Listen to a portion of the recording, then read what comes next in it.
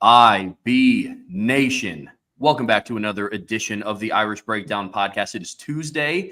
It's New Year's Eve. More importantly, it's the day before Notre Dame takes on Georgia in the All-State Sugar Bowl tomorrow evening at 8:45 p.m. We've been talking about it now for the last week and a half. I'm excited that this matchup is literally a little bit over 24 hours away. I know Brian's ready to go too. You guys know what the deal is. It's a Keys to Victory show. We're going to go through and we're going to talk and discuss about the overall keys just as a team. What do they need to focus on? Then we're going to get a little bit more granular and talk through offensive keys to victory. What do we need to see from the offensive side of the ball if they're going to leave that field tomorrow night, very late, with a victory? Same thing with the defensive side. What does Al Golden's squad need to do against this SEC caliber offense in order to get a win in the Sugar Bowl and advance into the semifinals of the college football playoff? I know that I'm ready to dive into it. Brian, I know that you're excited too. We're going to have a lot of stuff to cover today. I'm just thankful. I'm thankful that Notre Dame is here. I'm thankful that the committee put Indiana in instead of Alabama, because I don't know if Notre Dame had to play this juggernaut that I'm watching right now that we'd be here today, Trev. We might be talking about the offseason, the transfer portal. I don't know, man. I just don't know if it means as much in South Bend as it does in Tuscaloosa, Alabama. You know what I mean? So, I'm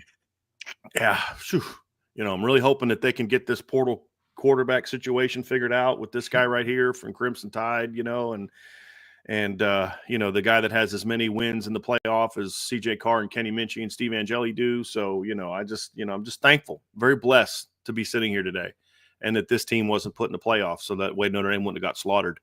So, by this Alabama team that, I know it was November and they overlooked Oklahoma and all that. And I know they got beat by Vanderbilt in a game they never led for a single second. But, it just would have meant more if they were in the playoff. They would have been able to turn it on and be a different gear. So I'm just thankful we're here, Trev. Just thankful we're here. That's where I'm at here, buddy. That's where I'm at. I'm with you, man. I'm thankful we're here too. And speaking of meaning more, what does mean more is the All-State Sugar Bowl that Notre Dame is going to be playing in. And I'm excited, man. We've talked about it now for the last week and a half, and it's the game that Notre Dame has not been able to conquer yet, and it's going to be one of those that we're going to be on the edge of our seats waiting for, which thankfully tomorrow we are going to have an 11 a.m. game day free-for-all mailbag, which I'm also excited for. Help pass the time a little bit. So all in the spirit of meaning more. But it looks like someone in the chat did not pick up my sarcasm. I think everyone else did. So, yeah, pretty sure I was landing on pretty thick, but that was a sarcastic comment. I thought so. So for those who may not have picked up on it, that was sarcasm. I thought very clear sarcasm Also, fun fact, in terms of postseason wins, Steve Angeli does have one more postseason win as a starter. That is true. That is true. And that's going to probably continue today. But I just want to make sure people understood that was sarcasm to kick off the show. So kind of like when I randomly, for no reason whatsoever, after one of Brian Kelly's early press conferences, decided to speak with a fake Southern accent. Sometimes I just do that to start a show. A little bit of fun. Yeah. But I am ready for this show, Trev, because here's the reality. Here's what we do know. The two football teams playing in the Sugar Bowl flat out earned a right to be here. There was no debate about whether or not Georgia and Notre Dame should have been in the college football playoff. Right? Georgia, for going 10-2 against that schedule, I thought was in, even if they lost the SEC title game. They won it to get the automatic bid and get the number 2 seed. Notre Dame clearly earned the right to be here with a dominant 11-1 season and 10 straight wins. So these are, as we said yesterday, these are two of the four best teams in college football right here. The other two are playing in the Rose Bowl tomorrow at 5 o'clock, right? And so this is going to be a huge, huge game. I think right now there's 5 teams capable of winning a national championship. 4, I think, if I'm ranking them in the top 5 of the teams that are left, 2 of the top 3 are right here in this game, in my opinion, between Notre Dame and Georgia. And it's going to be a big one. And it's obviously for Notre Dame. It's that chance to kind of get the monkey off your back, right? It's that opportunity to say, hey, listen, we're not that team that everybody, Notre Dame fans say this, and it's fair. I'm not even criticizing people for saying this. Like, look, I got to see them win a game like this before I can believe that they're going to win a game like this, or before I can predict them win a game like this. Fair. I mean, if you're Trevor, I mean, you're 20, 28, 27. You literally haven't been alive the last time Notre Dame won a New Year's Six bowl game. Yeah.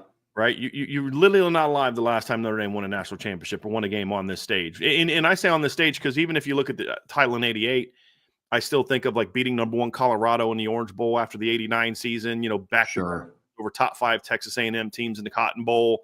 Like even those were huge wins that you haven't experienced literally since you've been breathing. And so I get the skepticism, but that's what's so great about this opportunity is you get to learn where you are as a football team.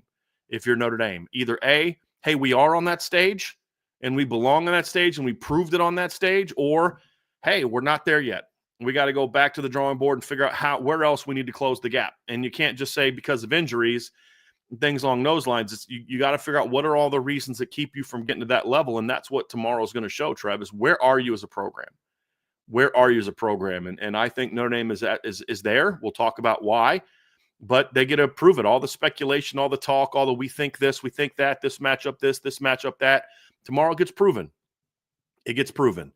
And Notre Dame's going to get that opportunity. This is what you want, right? As a football team, this is a program. I said this before the playoffs started. I didn't want that easy path of Boise State and Arizona State because I wanted a game like this, not because, bring on Georgia. I want Georgia. They're not that good. No, precisely because they are good. Because that's what you need to prove yourselves. And number 2, that's the kind of games you need to win to silence the critics of your program. Beating Boise and Arizona State doesn't do that. Beating Clemson and Arizona State doesn't do that. Beating this type of team, beating an Ohio State, beating a Texas, that's what does it for your football program. And I actually take Texas out of that conversation because they still got to prove that they can do it. But Ohio State, they've proven they can do it. Georgia, they've proven they can do it. And that's the type of teams Notre Dame has to be able to beat to say, hey, look, we are on that level or we're not there yet. And what work is still left to be done. And we're going to find that out here, Trev, real soon. Yeah. Yeah, we sure are. And it can't come soon enough. But I agree, man. I mean, Notre Dame has kind of been held up by that gatekeeper in multiple big games like this. And it's going to be used not only to obviously advance in the playoffs and give yourself and keep the hopes alive of playing for a national championship, but I think you said it perfectly. It's going to be a benchmark to evaluate where your team is at, where your program is at, where are the areas that you need to fill and what do you need to build up to be considered an elite program. Because Notre Dame in my lifetime has been at times really, really good. But what we've seen this season is there's a big difference between really good and elite.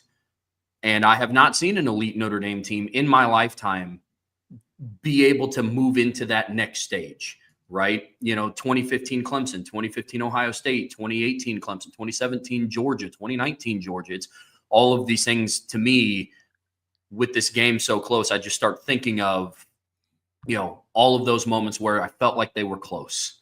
And here we are knocking on the doorstep of destiny again.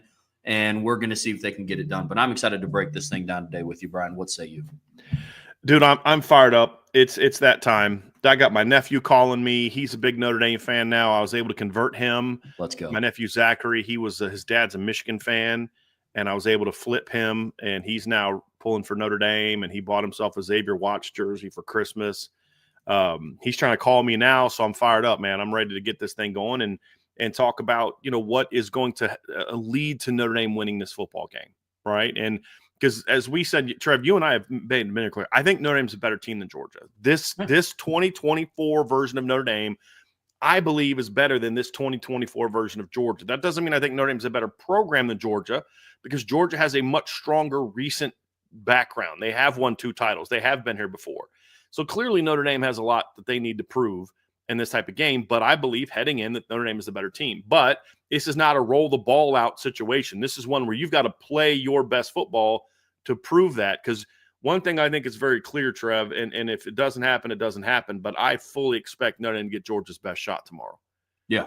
No doubt. And they're going to have to be ready for that and execute in ways that are going to allow them to be able to kind of handle that and go out there and win this football game. Absolutely.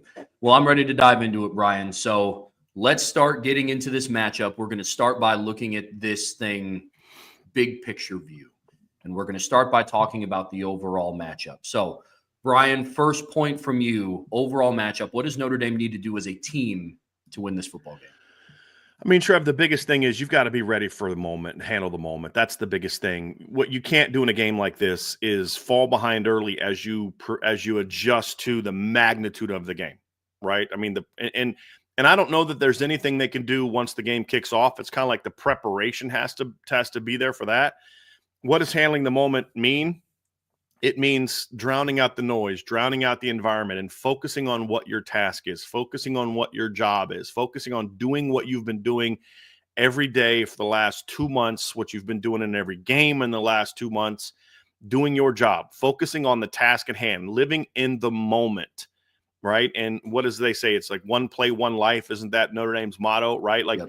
That is going to prove to be if they can live by that, it's going to be proved to be very helpful in this type of game, because it's not about what's next. It's not about the 11 championships and you're trying to get your next one. It's not about, whatever your record is against Georgia or whatever your record is in these big games. You haven't won a New Year's Six game since, 1990. None of that stuff matters. What matters is that man right in front of you and that man right beside you, and that moment that you're in right then and there. That play happens, and then it's back to living in that moment and not doing all the different things that can cause a team to fall behind in a game like this, or to get out of rhythm early in a way that you can't recover. That's always the fear in a game like this, Trevor. And honestly, that's, with the exception of the Clemson game in 2020, 2018. That's exactly what happened in Notre Dame. 2012, I mean, it was over by the end of the first quarter. 2020, you knew by the end of the first quarter, even though it wasn't as, I don't believe the score was as out of hand in that game early as it was in the other game. It was 21-7 at halftime, but you knew. Right? I mean, you knew that the game was not going to go well for Notre Dame. And obviously the 2012 game was much more out of hand at halftime. It was, I think, 28-0. Yeah, 28-0. You had the same feeling going into halftime as you did in 2020. 2018 is the only game where you really felt like Notre Dame came out on both sides of the ball and were like, hey, we're here to battle. We're here to play. And you've got to hope that this team is like that team mentally. Now, I think this team is better equipped, and Notre Dame, Georgia, and every other team in the country is not as good as that 2018 Clemson team. Neither is Notre Dame as good as that 2018 Clemson team. But that's mentally you have to have that same mindset, and you do that and just make it about your game. That's your first shot, and then that leads into point number 2, Trevor, which is, if you're staying in the moment and you're handling the moment, then the mistakes that can prove so costly don't hurt you. And that's something that you pointed out the other day, Trev. Notre Dame is very hard to beat if they win the turnover battle. Very hard to beat. And that's key number 2. Yeah, absolutely. I mean, to cover both of the points that you brought up, one, be your authentic self, right? Do and be the team that got you to this moment. The one thing that I was actually talking to my wife about this, and the one thing that makes me feel better is she was asking me, has Notre Dame played on this stage before? And I was like the program has, this team hasn't, but it's not like a typical path to get here. You look at the different stages that Notre Dame has played on this year, and they open up the season at night at Kyle Field. They've played at Mercedes-Benz Stadium this year. They played at MetLife Stadium this year. They played in front of sold-out crowds. They played in the LA Coliseum this year. So, yeah, this isn't a team that just kind of lives at home and never goes anywhere, right? They played at Yankee Stadium this year. They've been coast to coast. And so be who you were in those moments, right? When there are things in doubt, because like when you play this magnitude of game, Georgia's going to get theirs, right? Like that's typically what happens in moments in games like these. And you have to be able to weather that storm, because we've seen Notre Dame teams in the past allow a big play or something doesn't go the way that they were expecting it to, and it starts to snowball. But if there's one thing that this team has been really good at this season, is if something were to go wrong, other players, whether it be individual position groups or opposite sides of the football, they pick the team up really well. And that snowball effect, we haven't really seen it that much this year. Be that team, because Georgia's a really good football team. Like we've prefaced over the last week and a half, they're going to get theirs. Jalen Walker's going to get a sack. Malachi Starks is going to make a big play. You know what I mean? It's just things like that will happen in a game like this, most likely. Can't let that snowball effect start to take over, which, again, to your point, leads into number 2.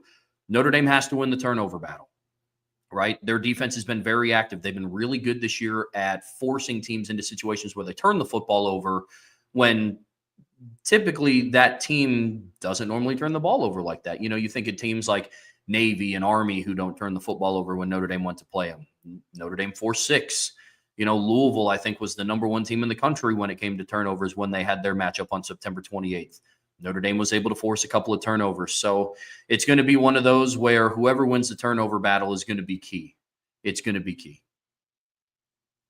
I'd also like to point out that Georgia is -5 in the turnover battle in the 2 games they lost. And they are, let's see here, 13. Let's see, +6 in the other games they've played. They were also -1 in their ugly win over Mississippi State, -1 in their battle against Florida. This is a team, then they turned it over twice against Texas. Yeah. But they forced 3 Texas turnovers. Right? So, this is a team that's had their moments turning the ball over. They turned it over 3 times the first time they played Texas, but they forced 4.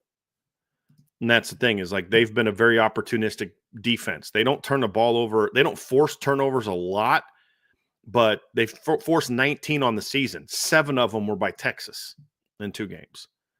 Right? So this isn't a team that's necessarily been great at turning the ball over, except against Texas, who I think is kind of choked in both instances that they've played Georgia. They've played outside of their game. And this is exactly what we're talking about. Point 1, Trev.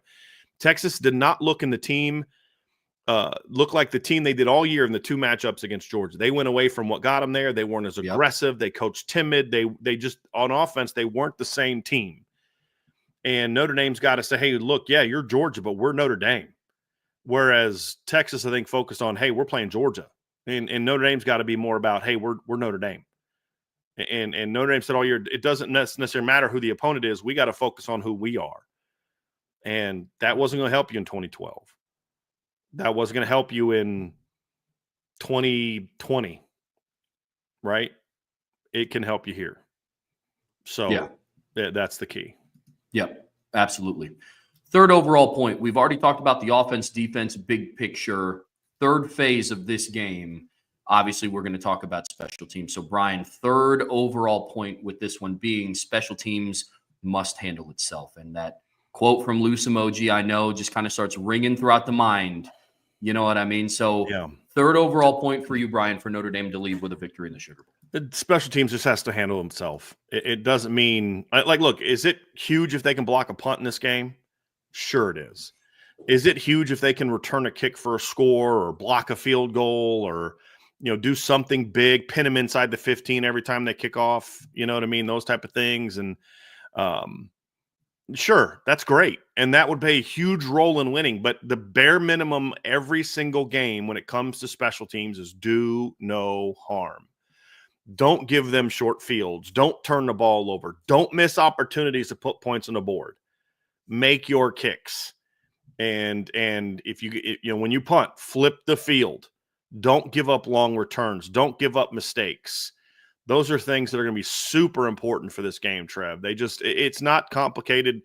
Notre Dame doesn't need to block a punt to win this game. They don't need to have a return for a touchdown or a big return to get them inside the 30 to win this game. Helps, makes it easier, but what you can do is lose the game because your special teams doesn't play well.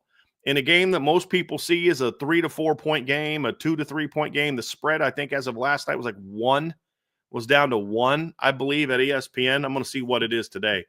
But as of yesterday, I believe it was down to 1. Wasn't that what I put in the predictions article, Trev? I think it was. It was down to 1, which means, this is a toss-up game, essentially, in people's minds. And so what Notre Dame is going to have to do is they're going to have to say, okay, we can't miss opportunities to put points on the board. It's still 1. You get a chance to get 3, get 3. You can't miss those opportunities. You can't give the Georgia team chances to get points because you gave up a long punt return, because you shanked a punt, because you got a punt blocked. Those are all things that are important. Very, very important. And if you just handle your own, then you're going to do your role in helping this team win. Anything beyond that's gravy. Gravy. And so that doesn't mean you don't try to go block a punt. Doesn't mean but do that, but don't freaking run into the kicker and get called for a penalty that moves the chains. You get what I'm saying? So that's going to be a big part of this one for me. Big one part of this for me. Yeah. The way that I always look at special teams, man, is just execute. Just execute. You don't have to go out and do crazy fakes. I don't need to see a reverse kick return, albeit it was fun to see in the stadium against IU, right? That was fun, but that's not my expectation, right? If you have field goal opportunities, make your field goals. If you have the opportunity to flip the field, if you're James Rundell, flip the field. If you are waiting to receive a punt, right? Be smart. Don't let one go over your head that has the opportunity to pin you back inside of the 5-yard line, right? Secure the catch, right? We talked about Notre Dame's turnovers this year, and some of them have been on special teams. Do no harm, to your point, Bryan. That's all I need to see from the special teams unit. Is just do your job and execute. That's it. That's it. Do your job and execute, man. Well, hey, we're about to dive into the offensive portion of this, but real quick, you guys know what the drill is. Make sure to hit that like button, hit that subscribe button, hit the notification bell, share this podcast with your friends and your family, and of course, subscribe to the premium message boards at boards.irishbreakdown.com.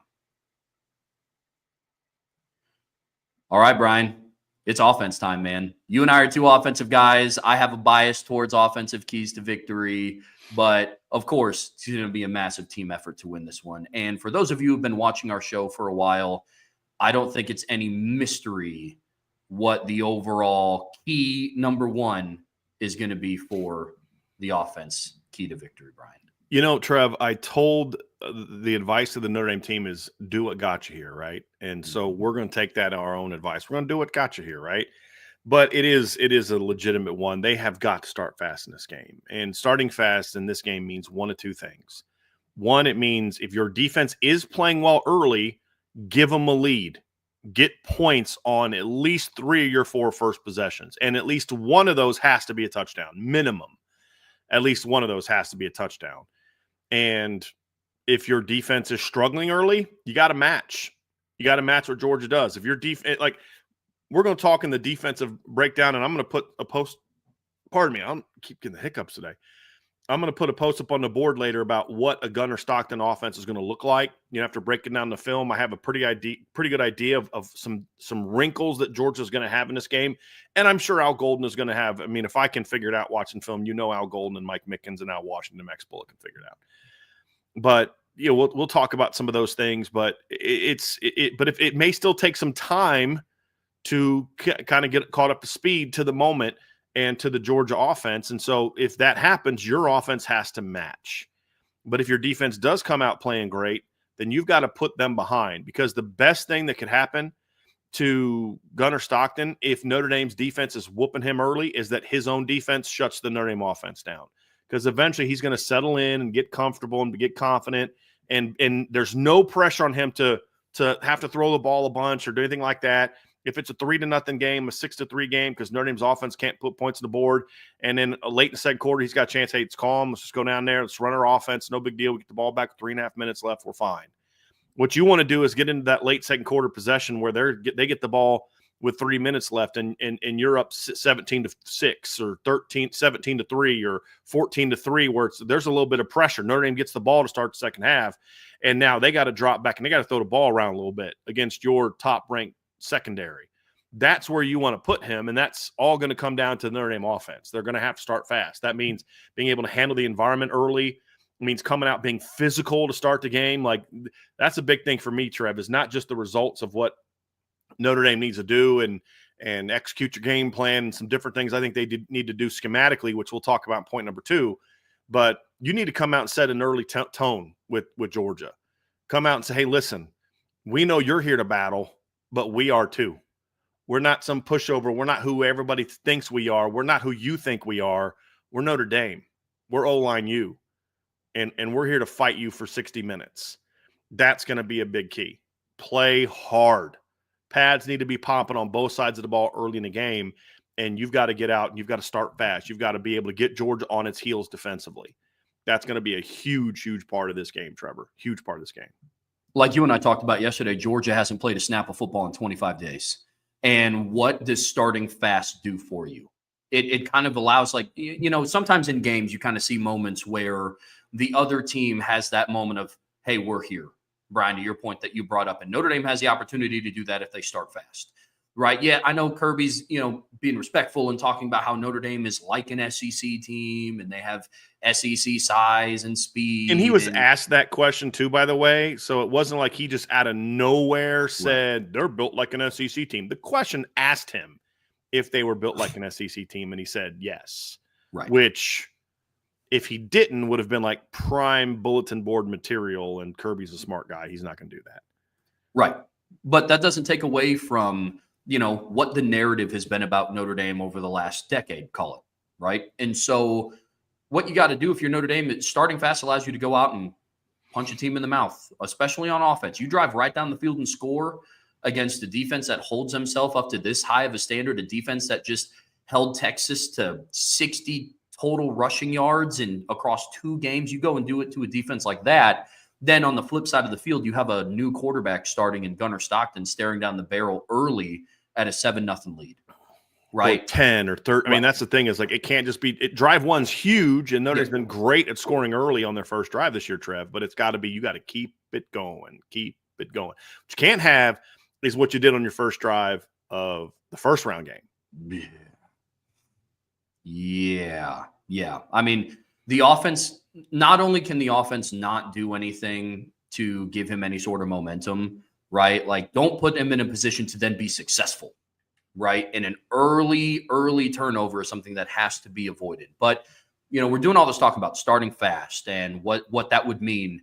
Now, let's dive into, what does that look like? What does starting fast look like? What can Mike Denbrock do in order to get his team rolling early, Brian? Well, Trev, there's a lot of different things that I think are going to work in this game, and a lot of big picture things. And obviously we could kind of take the easy way out and talk about, early down success is important. Sure. And it is. And third down, moving the chains on third down is important. And it is. But there's kind of more to it than that. And it's we try to get into our keys to the why you're successful in those areas. Why are you able to run the football? Why are you able to throw the football? Why are you good on third down? Why are you good in the red zone? Those are all keys to every game. And we can literally be super lazy in every game, be like, you got to be good. You got to start fast. You got to be able to run the football. You got to be able to throw the football. You got to be good on third down. And when you get in the red zone, you got to score touchdowns. I mean, literally, we could rinse and repeat that for every show. And it would be true for every show. Right. But what I like to focus on is, how do you get there? How do you get to having those success in those type of plays, in those type of situations? And against Georgia, I think there's several aspects. So when you study the Georgia defense that I think are going to help Notre Dame out, and they all kind of revolve around mixing things up and not just lining up and saying, hey, here we come. And it's not because I don't think Notre Dame can do that. It's not because I don't think Notre Dame's afraid to go toe-to-toe with Georgia. That's not it. It's, you're looking to create big play opportunities. You're looking to create some chunk plays. You're looking to create opportunities to go into this game and say, hey, we're going to move the ball. We're going to get our chunks. We're going to be able to run the football. We're going to be able to establish the ground game. How? Well, there's a lot of different things. And so I've got about 5 or 6 different things here, Trev, that I want to get into. And it's going to start with mixing up the tempos. Now, the interesting thing, the way Georgia plays, and it kind of drives me nuts, but it's effective, but they line up and they'll just do a sudden shift right in the middle of the play. They'll line up in an odd front and shift over to an under and over front. They'll line up in an under and over front and then shift quickly to an odd front in hopes of, their first goal with it is to get you to false start. Right. And get you to make a mistake. And then the second key that they're trying to do is they're trying to throw off your count. For those who never played football, or maybe those who didn't play offensive football, a lot of stuff that Notre Dame does is off of inside zone and outside zone. And when you're running zone, there's a count, right? You're basically, and it's going to determine who we're blocking, who I'm working with, and who we're blocking. So if I'm in an odd front and we're running inside zone to the right, me and the left guard are going to be working together to either the Mike or the backside inside linebacker, depending on the front look, right? And we're communicating, hey, me, you, whatever, we got some kind of call to let you know we're working together. Well, then all of a sudden they shift over, and now that guy's in a 3, and now there's a 1 technique to my right, and now me and the right guard have to quickly communicate because now we're working together on a combo block up to the next level. If they're running a counter scheme or a gap scheme, if I'm a guard and I got an inside shade, I'm down blocking on that guy. Tackle's going to go, kind of step B gap, work up to the next level, and then we're running a kick and a wrap and those type of things. And then you look at it and say, hey, but then all of a sudden they shift out, and now there's a 4-eye technique. You're uncovered, and it can really throw things up. It can throw things off. And so that's kind of what Georgia does. And then you'll see teams are kind of communicating, then the ball snapped, and all of a sudden, then they slant. And so one of the things that I think can give them some problems is to mix up your tempos. And at times you're going to go slow and normal, and you let them shift and then let them do their thing, and then you get your countdown and you run the ball. Other times I'd like to see Notre Dame move with some pace. And what I've seen happen to Georgia is, they can't shift. They have to line up and play their base defense because they're expecting some kind of call. And then if the offense slows down and they look over, then you'll see some sort of shift and adjustment. But when teams go fast, they got to kind of line up and say, this is who we are. And then sometimes if they don't know a team's going fast, they'll get caught kind of like mid-shift, and then boom, you're beat them. Or there's a couple times, I think it was Auburn, was getting them where they were just kind of putting their hands in the ground and they're snapping the ball and they're getting outside of them. So those are all things that you can do when you mix up the tempo, is you're going to force them to be more base at times. And I'm not talking going like, breakneck speed, but just get them kind of out of their function. And I think this Notre Dame offense works well when they go with tempo. That's something I've been a little surprised they don't do more of, honestly, because when they have gone tempo and they've made a clear directive to working with some pace, this offense has looked really good when they do it. Riley Leonard looks really comfortable working with pace. And I would like to see them at times in the first half, especially early, kind of come out and do that, is work with a little tempo, mix up your tempo. And because, again, if you are only going fast, then they'll be able to adjust to it and they'll be able to handle it. It's mixing up the tempos, mixing up the things that you do. I think that's key number one to mixing things up, Trevor, on top of, we'll get into some more things, but that's the first thing for me. Yeah, absolutely. I mean, it's when you switch up your tempo, it neutralizes a lot of things that Georgia does well organically, right? They also like to substitute a lot. They have like 4 different linebackers that can all rotate in and come in. Nobody skips a beat. Very similar to how Notre Dame's linebacking core works. Notre Dame likes to substitute a lot along the defensive line. Georgia does more of the same, right? So it's very familiar. However, when teams go fast, they put Notre Dame in binds where it is tough to get out and substitute in. Like there's been moments this season where teams going against Notre Dame have gone with tempo before or after third down right away when the personnel doesn't really match up, right? So you have certain situations. USC did it a couple times where you had situations where Gabe Rubio was rushing the passer and Riley Mills was on the sideline. Different things like that. Now, to Brian's point, you can't do it every single play because at some point they'll adjust to that level of play, right? So as long as you can switch it up and as long as you can keep Georgia on their toes to where they're not really sure, they're not substituting the way that they're used to, they can't do those shifting odd front set the way that they like to do it. It's a good way from a schematic standpoint to neutralize what they do really well naturally. Yeah. The second part of this key, Trev, is I want to see them be creative with their motions and shifts. This is not a team that I think just simply going a normal motion across from 3-1 to 2x2 or from 2x2 to 3x1 necessarily does a lot to Georgia. It doesn't necessarily cause them to move their fronts a lot. It doesn't necessarily cause them to do a lot of quick adjusting. And when you do that and then just line up, because Notre Dame will do a lot of they'll go motion across and then just line up. They handle that pretty well. They're a well-coached team in that regard. And that doesn't necessarily cause them a lot of issues. What can cause them issues at times is quick motions. Because Georgia does they do a lot of checks on the back end. They don't do a lot of checks on the front. They do a lot of checks on the back end when teams go motion. And 2x2 versus 3x1 is going to kind of change their coverage rules. 2x2 stack, and then all of a sudden it gets spacing is going to cause some issues. And perfect example is in the Texas game, in the SEC title game. Texas just does a quick out motion. They're in stack. They just quickly go out, and then boom, blown coverage by Georgia.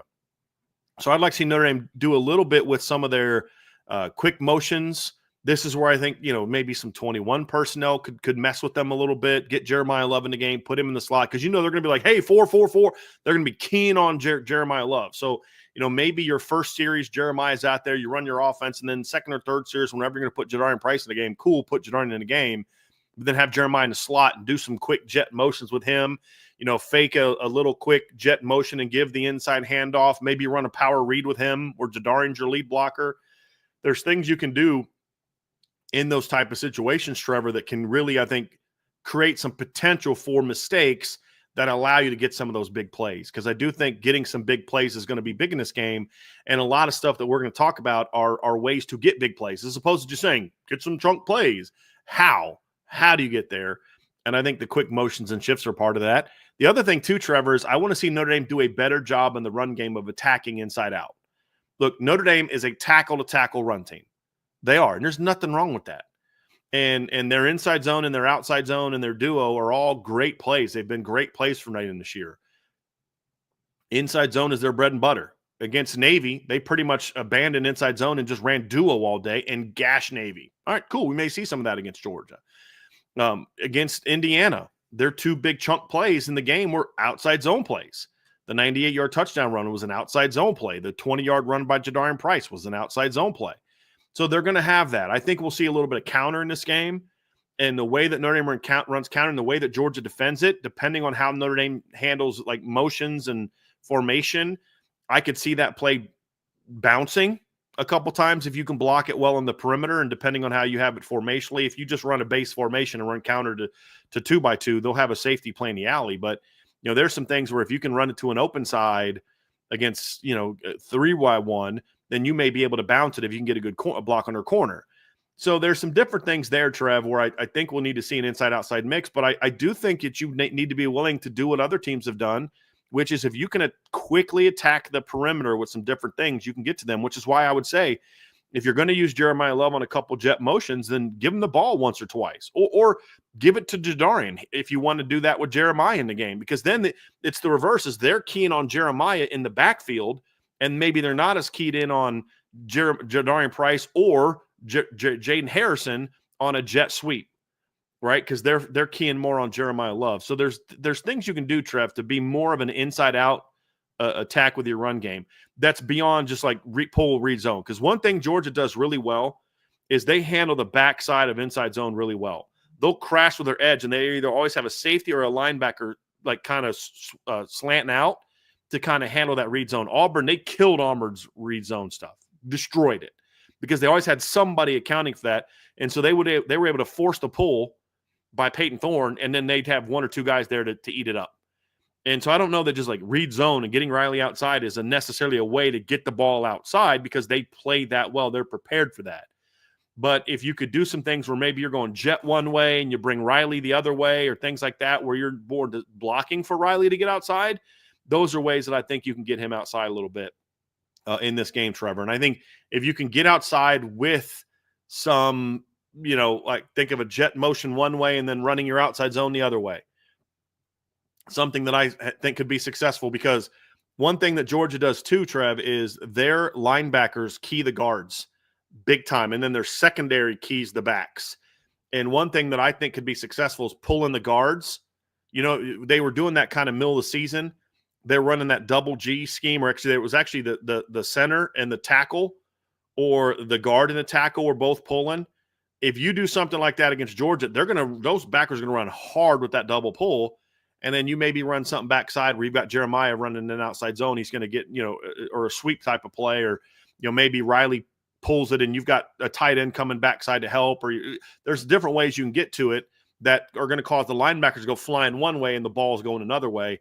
Now, they got good safeties that are tackling space, but you've got to create some opportunities for that, which I guess I'm kind of getting a little ahead of things here to one of my later keys. But those are the type of things that I think are mixing things up that are going to prevent Georgia from just flying downhill, right? And if you do those things effectively in the run game, especially Trev, then those times you do run inside zone, maybe Georgia's linebackers aren't crashing as hard, and that's how you can create some gashes and some creases and make life a little easier for your offensive line. And the whole point is there needs to be 5 or 6 runs in this game that aren't dependent on your offensive line blocking perfectly to run.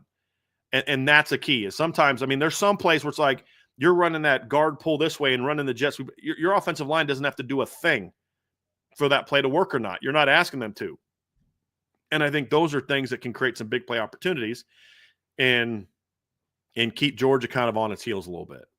Yeah, I agree. I mean, I agree with everything that you said, so I don't want to rehash it. For me, overall, the way that I look at this key is just be willing to be creative in the run game. Don't just rely on what you did earlier in the season of we're just going to run into the teeth of the defense and just rely that our explosive backs will break one at some point.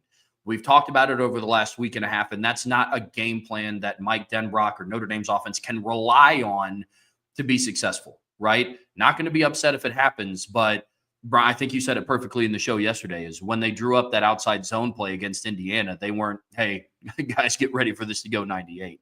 Now, both backs have that ability, but they're going to have to be creative with ways to get it out to the edge. So I agree with you there. Another thing as far as mixing it up too, Brian, which is another point that you had, is if you are able to have success in the run game, is the willingness to utilize play action to take some shots down the field to stretch the defense vertically, right? Because that is the one thing in Notre Dame's offense that we haven't seen a whole lot of consistently this season, right? Surprisingly, when you consider Yeah. how good they are running the football, yeah. Mm-hmm. Which is weird, and that's the vulnerability of Georgia's defense is their secondary, right? I have an article coming out about this, but their safeties specifically give up a good amount of. I mean, Malachi Starks has given up 33 receptions this year on 50 targets, right? So this isn't some lockdown secondary that we're used to seeing in Athens, Georgia, and they are vulnerable. But Notre Dame's going to have to be willing to stretch the field vertically, and that's going to do a bunch of different things for you, Brian. Yeah, and also, Trev, the other safety, Dan Jackson, who is a beast in run support and a beast coming down playing the alleys in the pass game. They do a good job of protecting him also from coverage.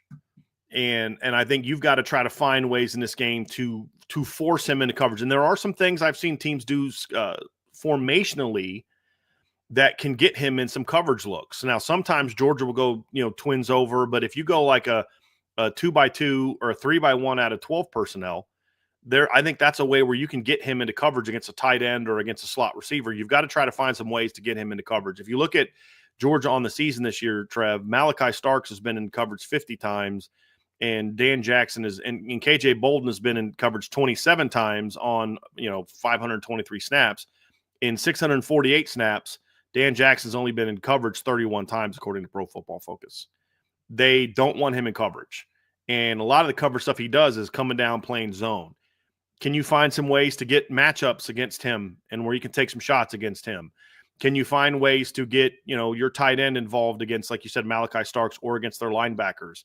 And then also find some ways where you can get Jordan Faison or Chris Mitchell or Jaden Harrison in a one-on-one deep shot where you're going to get Malachi Starks coming down in the box and try to take some of those shots. So, I think those are all things that I know it's not what you normally do.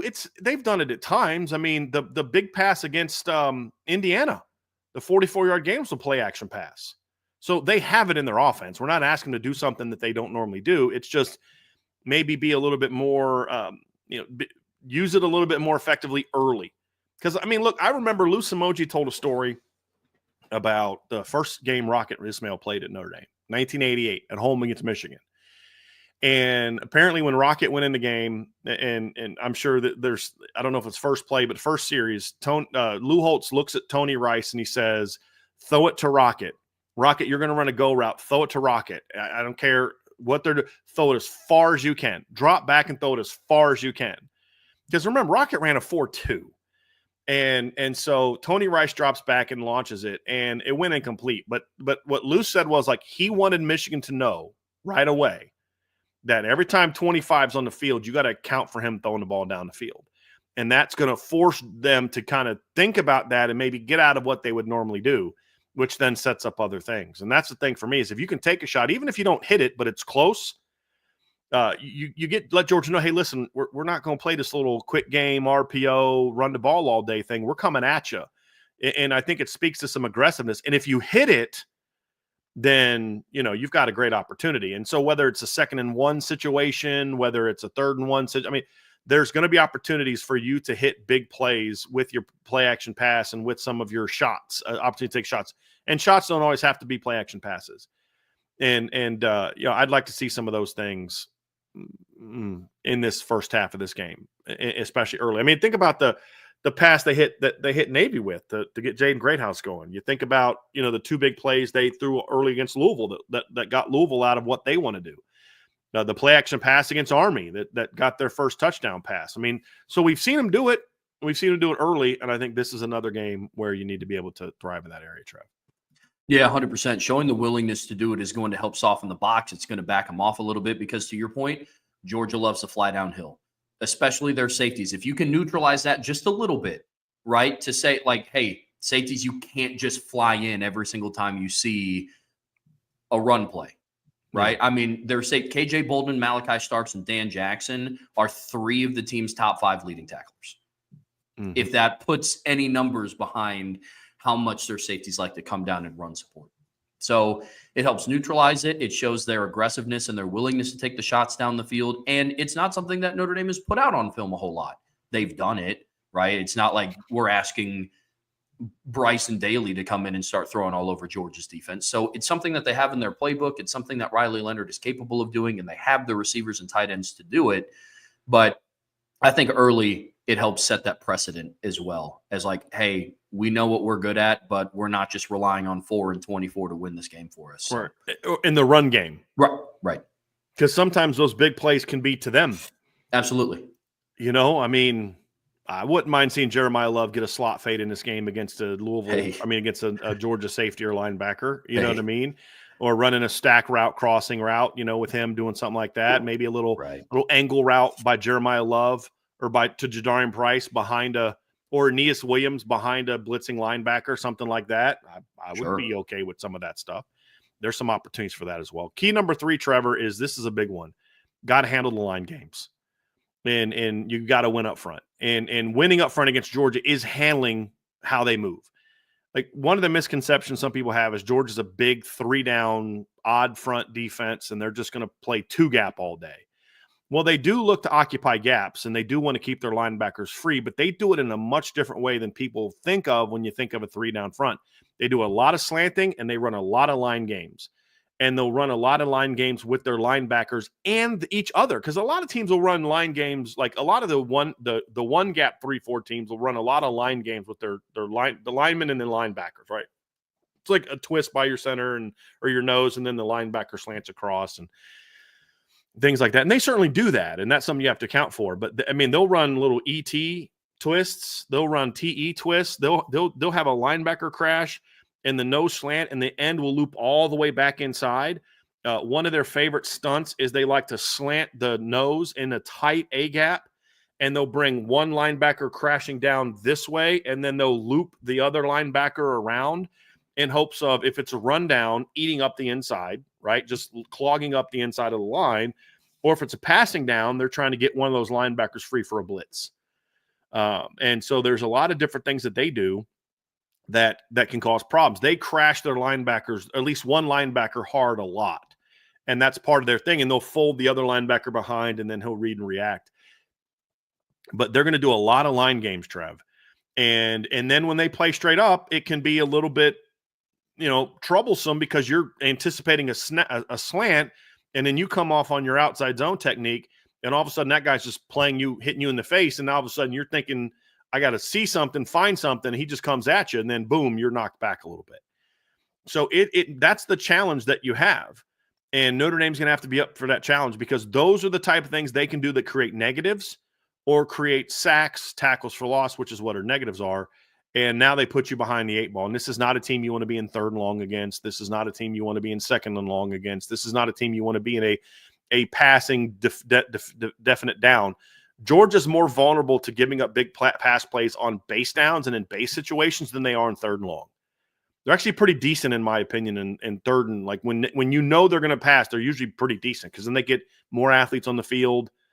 They bring pressures at you. You oftentimes don't have chances to get the ball down the field, and that's where you can kind of run into some trouble. So, especially in early downs, Trevor, you're going to have to handle those line games. You're going to have to stay on track. And then the other thing too is just keep hammering, keep hammering.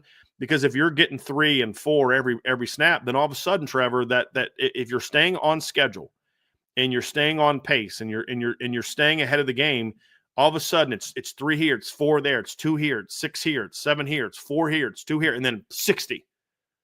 Right? That's the advantage. Whereas if it's 2 minus 3, then all of a sudden the ball's now out of Jeremiah Love's hands.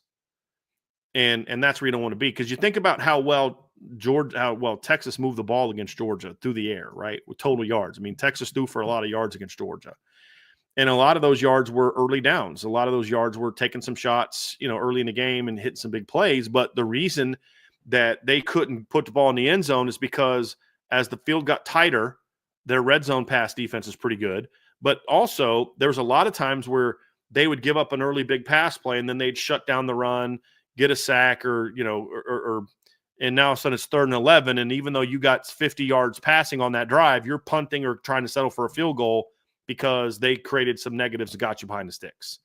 So some of those yards were not necessarily, there were little hollow yards, right? I mean, they helped with field position, but you're at your own 15, you hit a big 50-yard pass play, you get another first down pass, and you've got over 60 yards through the air on that drive, but then all of a sudden -2, 3rd down, and then now they can bring their pressure packages, and that's when Georgia's dangerous.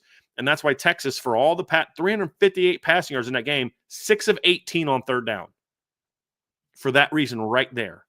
Because when Georgia knows you're going to throw and they can heat you up, now all of a sudden Jalen Walker, Michael Williams, their secondary pressures, all those things start to kind of become a bigger factor. Chaz Chambliss can just pin his ears back. They'll bring Dan Jackson on pressures. Now he doesn't have to cover because he's blitzing the quarterback. And that's where they got you, where they want you. So handle those line games, win up front, and keep hammering. I mean, think about it, Trevor. You ever seen anybody work on granite or work on stone, and they're just hammering, and you're like, dude, you're chipping away. There's hardly anything coming off. And then all of a sudden, that one hit, and it snaps. The rock snaps. It's like little hits, and you're like, there's no way he's going to split this big rock. And then, boom. It just keep hammering. And eventually, you're going to break one. And that's going to be the key.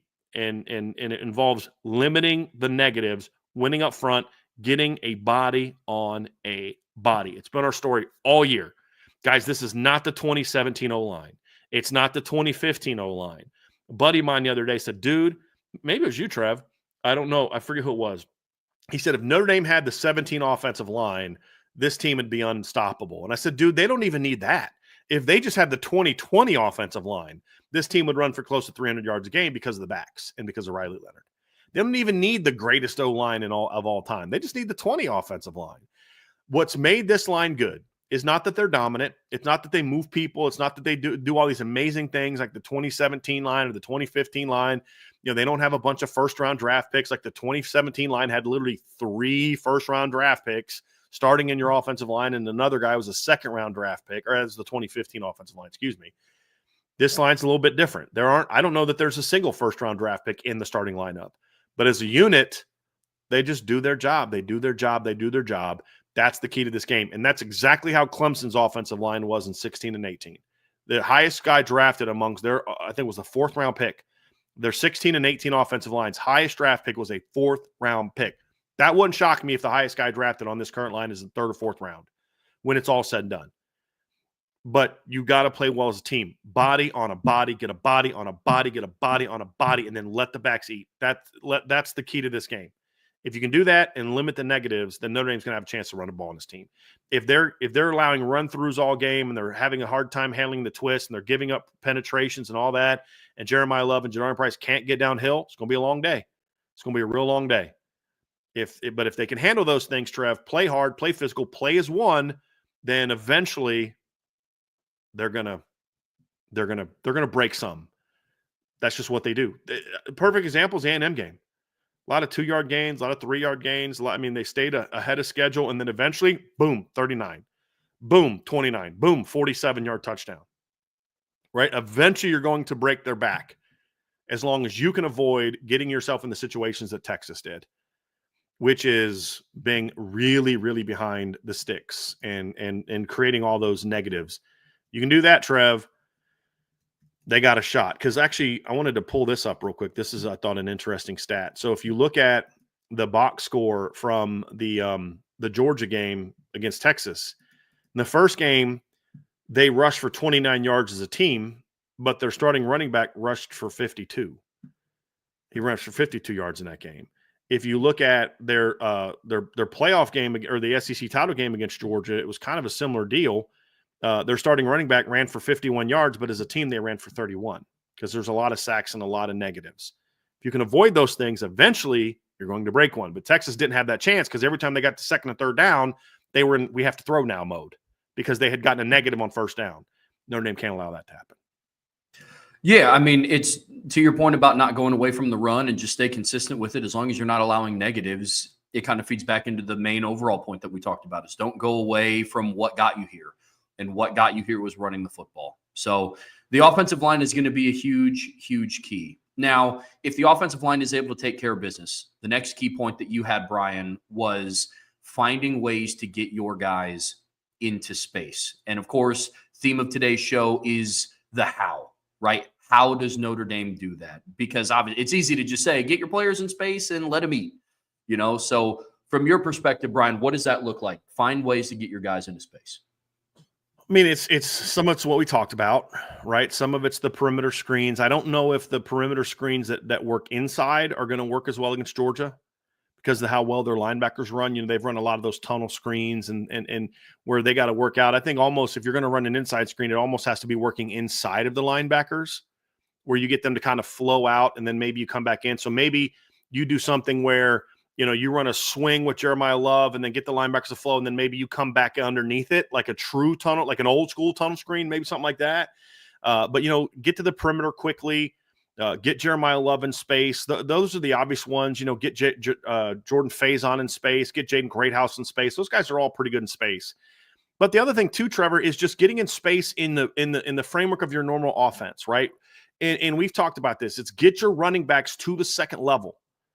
Right, that's also part of getting in space. It's not just, the screen, because that only goes so far against this Georgia team who's got linebackers that can flat out fly, and they've got one of the 5 or 6 best safeties in college football, Malachi Starks, and who I fully support as being a second team All-American this year. He just, yeah.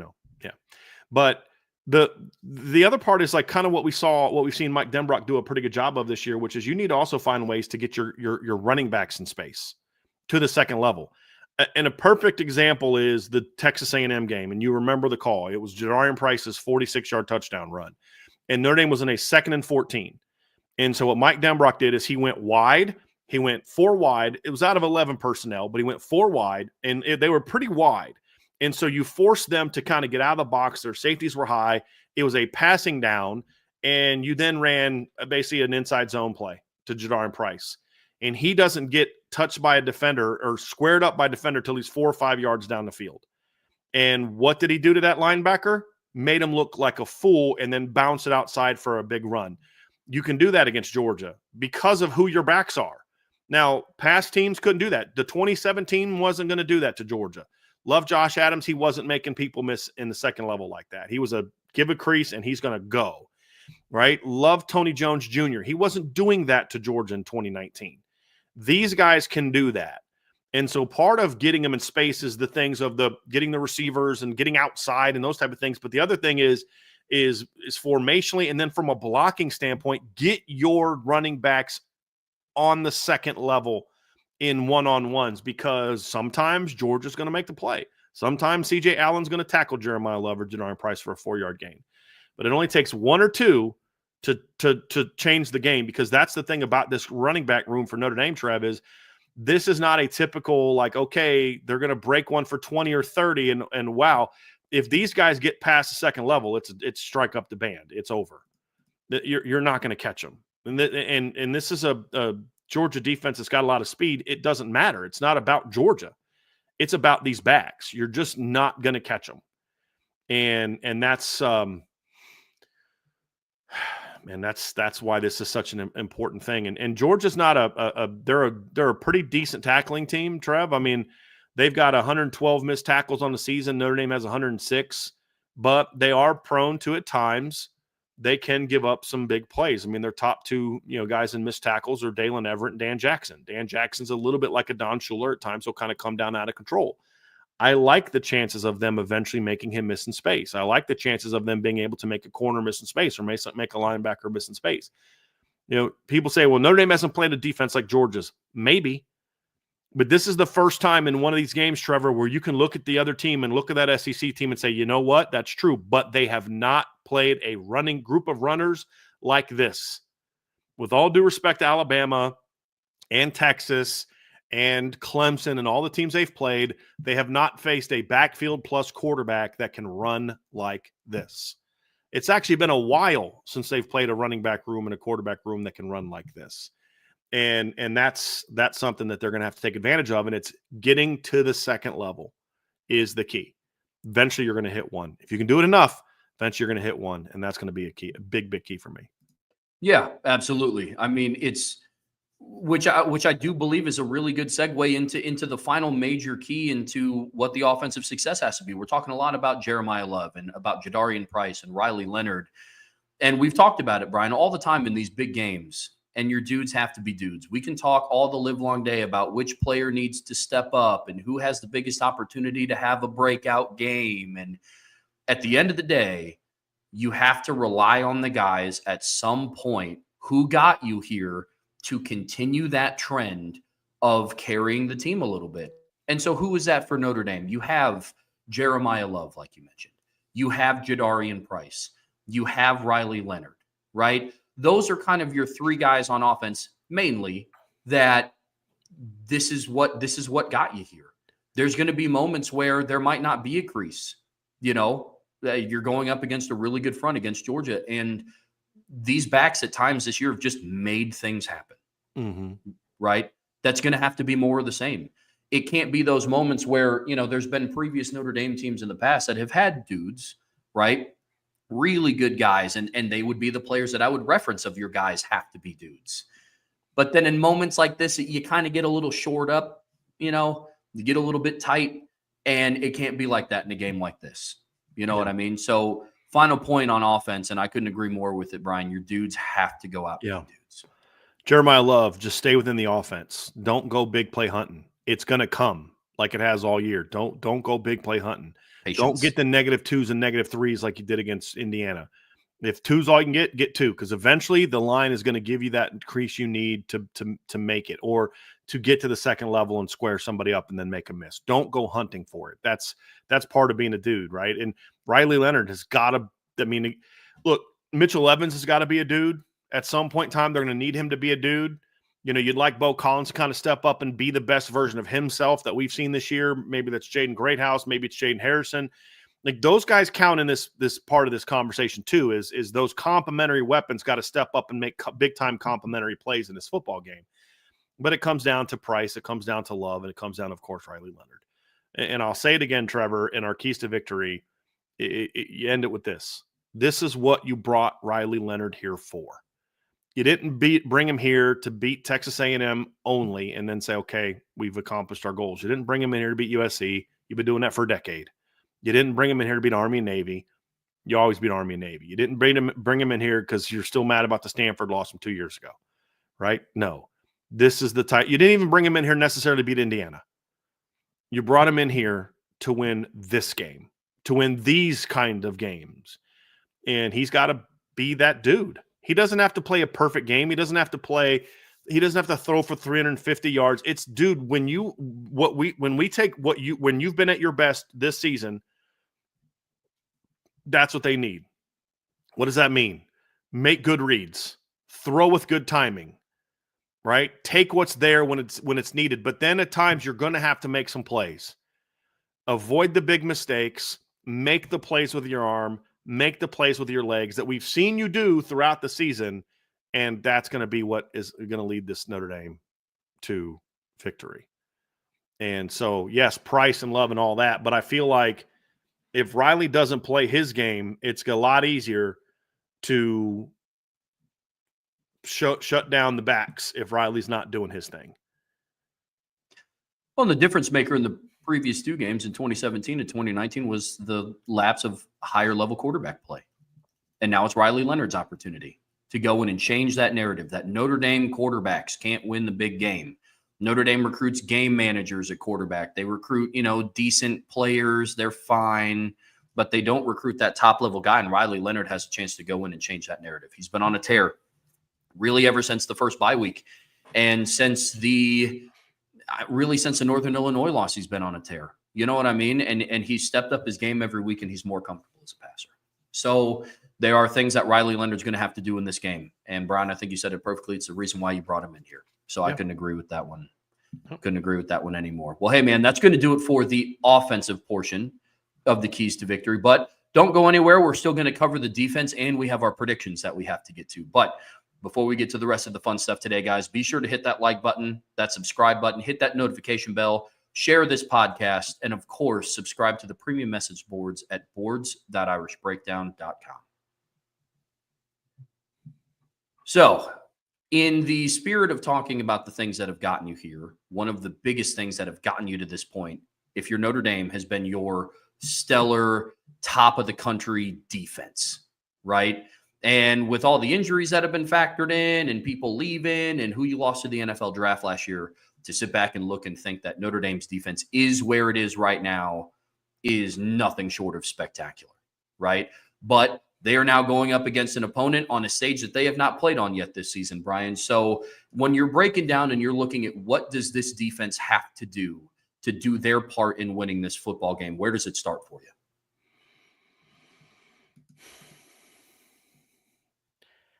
I got 5 keys, Trev, but I just want to say the biggest one overall is just do what you do. Yeah. Right? Like, do what you do. I just felt like I needed to say that. That's why I kind of paused. I'm like, do I just say that? Just do what you do. And this is another example of, guys, you don't need your 220-pound linebacker to play above his head. You don't need your, solid, smart kid, love him, Clarence Lewis type of guy, great kid, hard worker, right, great attitude. You don't need him to play out of his mind. Your talent level is such that, bro, just do what you do. Just play how you play. Be yourself. That's what this team needs. They need to be themselves. That's the key. Now, specifically, what are the keys? Number one, make quick adjustments. Georgia's going to look a little different with Gunnar Stockton at quarterback. There are some things you can prepare for and some things that you are going to have to adjust to. One of the things to prepare for, and I'm going to have something on the message board later about this, but when you go break down the game, Georgia will do some empty. They don't do a ton of empty.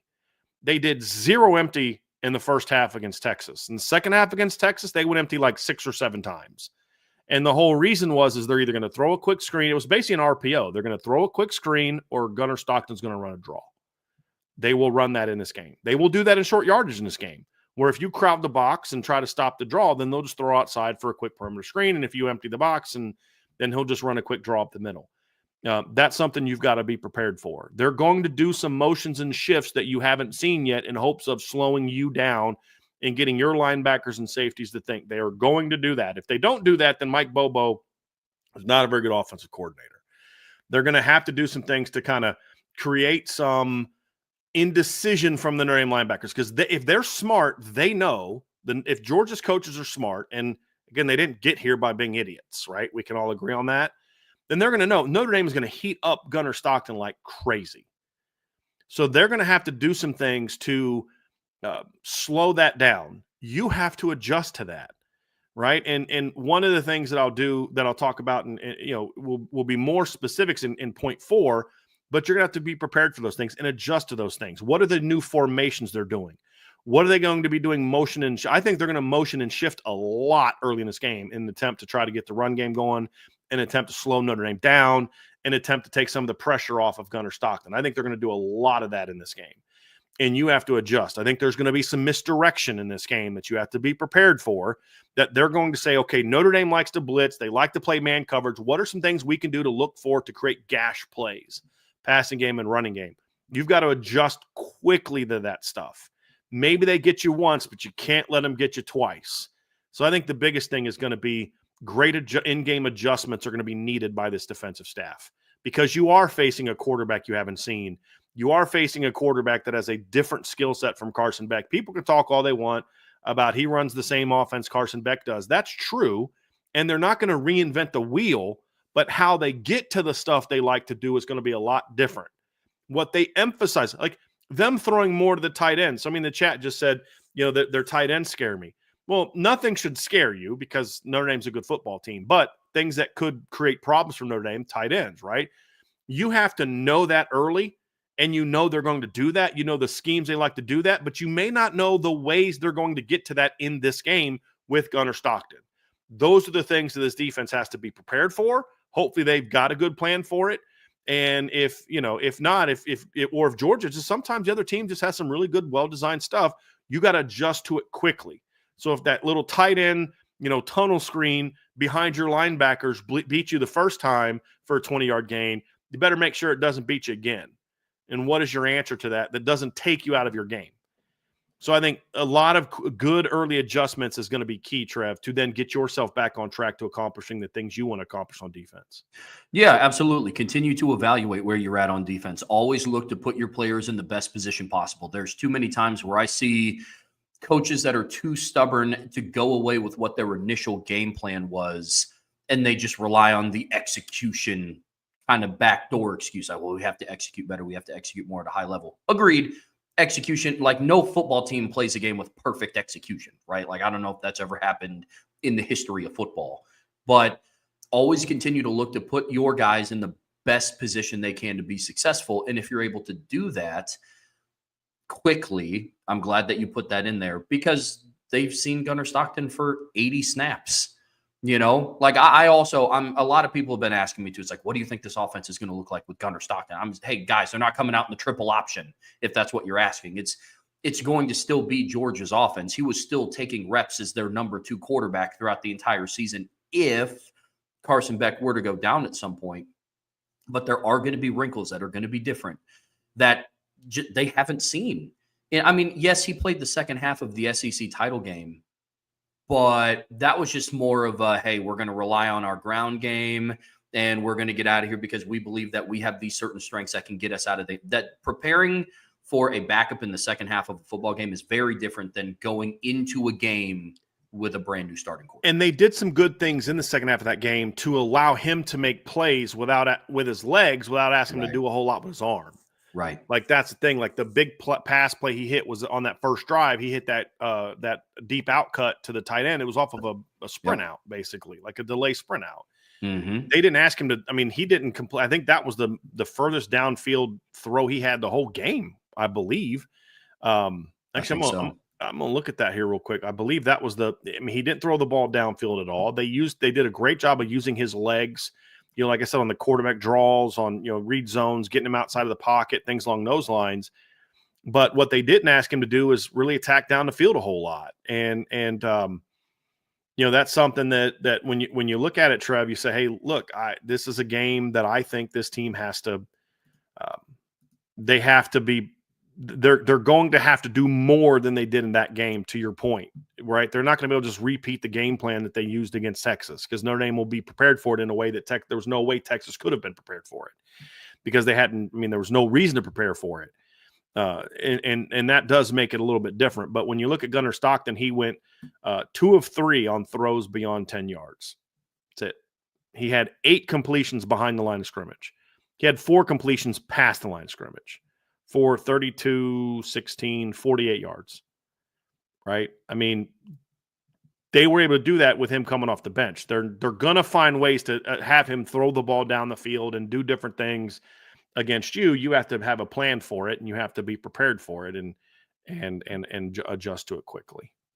Absolutely. And so that kind of brings us into point number 2, right? The things that what Georgia's going to try to do to make Gunnar Stockton more comfortable. And I don't think it's any mystery that they're going to get the hands into the ball of Trevor Etienne and Nate Frazier. So key number 2 for Notre Dame's defense is being able to stop the run, right? If Georgia's able to start gashing Notre Dame, and when I mean gashing, I don't mean 13 yards at a time, 13, 12, 15, obviously stop that as well. But if they're able to start getting in rhythm on offense and they're ripping off 4, 6, 5, 7, and always putting their quarterback into second and ideal and third and ideal, that's not ideal for Notre Dame's defense, right? Because, Trev, if they're doing that, the big plays will come. They'll eventually come. Mm-hmm. And that's the big thing is you've got to shut down the run. You've got to get stuffs. Stuffs to me is 2 yards or less on a run. That's a normal down run. So like give up 2 yards on 3rd and 1, that's a win for the offense. What I mean is 1st and 2nd down, you got to hold them to 2 yards or less. Put them in 3rd and 6 and long, right? If they get no more than 2 yards every time they run the football, the best case scenario for them is 3rd and 6. That's where you want them to be. And then if you can create some negatives, then you're in a great position. You've got to shut down the run. If this game comes down to Gunnar Stockton is going to have to drop back and throw the ball and carry the game with his legs and his arm, I don't think they're going to be able to beat Notre Dame unless the Notre Dame offense just does nothing, and it looks like the Ohio State game last year, where it's a 17-14 game, right? And they turn a short field into a big play, or in the points or something like that. Like they're not going to win because their offense in that scenario. They may win because of their defense, but they're not going to win because of their offense. And that to me is a big key in this game, Trevor, is look, they do have talented backs. Trevor Etienne is a talented back. He's going to be as healthy in this game as he's been all year. And we saw what he looks like healthy against Texas. I mean, there's people talking about like he's an elite back and like I'm listening to the college football nerds and just like the one they just continue to say we don't disrespect Notre Dame, and then they spend the next 10 minutes just disrespecting Notre Dame, discounting how they got here and all this other kind of stuff. And there's this problem for Notre Dame, and the problem is Trevor Etienne, and I'm like, that's the thing that just Notre Dame's going to be unprepared from. Like, first of all, do you not know what these guys face in practice every day? Number one. I'm like, have you watched the season? Like, have you seen Jamal Haynes? Did you see what Jamal Haynes did to Georgia and what Notre Dame did to Jamal Haynes? Did you watch the USC game? Did you watch the Texas A&M game? Have you watched Louisville like once this season? Right? Like, Trevor Etienne's a good running back. He's a good running back. Yeah. He's not an elite running back. Nate Frazier eventually will be, but right now he's, he'll take some. I mean, these are good backs. I don't want to act like these aren't good backs, but you've got to shut them down. You got to shut them down. You've got to dominate up front. You've got to be gap disciplined. Because one thing I'll say about Trevor Etienne, he's got really good vision. And if you're missing a gap, he will find the gap you missed. He's really good about that. They ran an inside zone play against Texas, where Texas was basically everybody was a gap off to the right on a play they were running to the right. And he stops and cuts back and gets vertical into the hole. That honestly was not part of his read. He just saw it and hit it. And that's one thing great backs, you teach them, run to daylight. Like best lesson I was told the 1 year I coached running backs, Trev, it was, and I coached an All-American running back that year, but the best lesson I was told, our offensive coordinator, Corey Goff, basically sat me down and was like, look, you got to teach this, and technique is important. He goes, but once they get the ball, leave them alone. Because run to daylight, run to green grass, whatever you want to call it. That's the thing that either have or don't have. Your goal as a position coach is to get them to that point, and then they got to kind of do what comes after that. And so that's something that Trevor Etienne is really good at, and that's something Nate Frazier is really good at. He's got great vision as well. What you need to do is make sure that you have great gap control and that you don't get pushed off the line. That's the big concern that I have. And then that allows your linebackers and your safeties to fly to the football and eat up the run game. And that's going to be the big key. Be aggressive, be physical, be gap disciplined, be sound, and shut it down. And don't let them run the football on you. If you can shut down their run game, Trev, I just don't see how they score enough to win this football game unless the Notre Dame offense gives them points. I don't see it. Yeah, I agree. And I'm with you on the evaluation of both of their running backs. They're good runners. They're good running backs, and they get north and south really quickly, too. There's times where you see especially running backs like Nate Frazier, who's a little bit younger, try to go big play hunting, especially on different stages. I mean, obviously, we've all been very high on Jeremiah Love this season. He even had a little bit of the big play hunting a little bit against Indiana. Right. But those backs do a really good job of once they do get a crease and once they do see daylight, whether it's a cutback or a linebacker over pursuits and they're hitting the B gap and Etienne or Frazier cut back into the A gap, they do a really good job of once that happens, they're one cut back and then they get north and south really quickly. And they're hard runners. Right. Like that's another thing with them. They're faster than what the Indiana backs are, but I see a lot of similarities in how hard they run. Right. So not a lot of first time attempted tacklers are have a lot of success against them. You know what, Trev? Let's bring up point number 5 now. I was just thinking about that. So our 5th key, and I wanted to, like, in my head as I'm putting the game plan for the show together today, it made sense to have it be number 5 because it followed running and it followed all these other things. But it needs to be said here because this is going to be a very important part to stopping the run. But it's also true in the pass game, and we'll get to that a little bit. But the 5th key was tackle, tackle, tackle, tackle, tackle. You've got to tackle well in this game. I'm watching the Georgia game against Texas, and the second score that Georgia had, so the first drive they took down the field, and I think they got a touchdown. And then the second drive, I believe, is when ETN had the long run that set up a field goal. And there was a Texas safety that had ETN dead to rights 2 yards down the field, and he made a little quick jab, made the guy miss, guy arm tackles, ETN's off for a 40-plus yard gain. Can't allow that to happen in this game. You can't give up. You've got to make them earn every single yard that they get. And Texas didn't do that. Georgia is not a team that does well without Carson Beck playing behind the sticks. They're not going to play well, in my opinion, without Carson Beck playing behind the sticks. He could make some third down throws and different things like that to beat you. But you cannot allow Frazier and ETN especially. But this is also going to be true of the receivers, and we'll get to that here in a little bit. But I think it's worth noting now as tackling is going to be so important against these running backs and against Gunnar Stockton in the run game. Because it's 2nd and 10, he can run a draw, and you hit him at 2 yards down the field, and he bounces off of it because he's built like a little bowling ball, and he bounces off of it and falls down for another 3 or 4 yards. And now instead of it being 3rd and 8 or 3rd and 6, it's now 3rd and 1, 3rd and 2. And they've got their whole offense to call in that situation. These guys are good, and Frazier is young, so he's still got some weight room strength that's needed, but he's a pretty strong runner. But ETN's got very strong lower body. And he showed that. I mean, that was on absolutely full display against Texas in that SEC title game. He ran hard in that game. And he had a lot of, I don't want to say that he had, I mean, yeah, I'll say it. He had a lot of yards after contact in that game.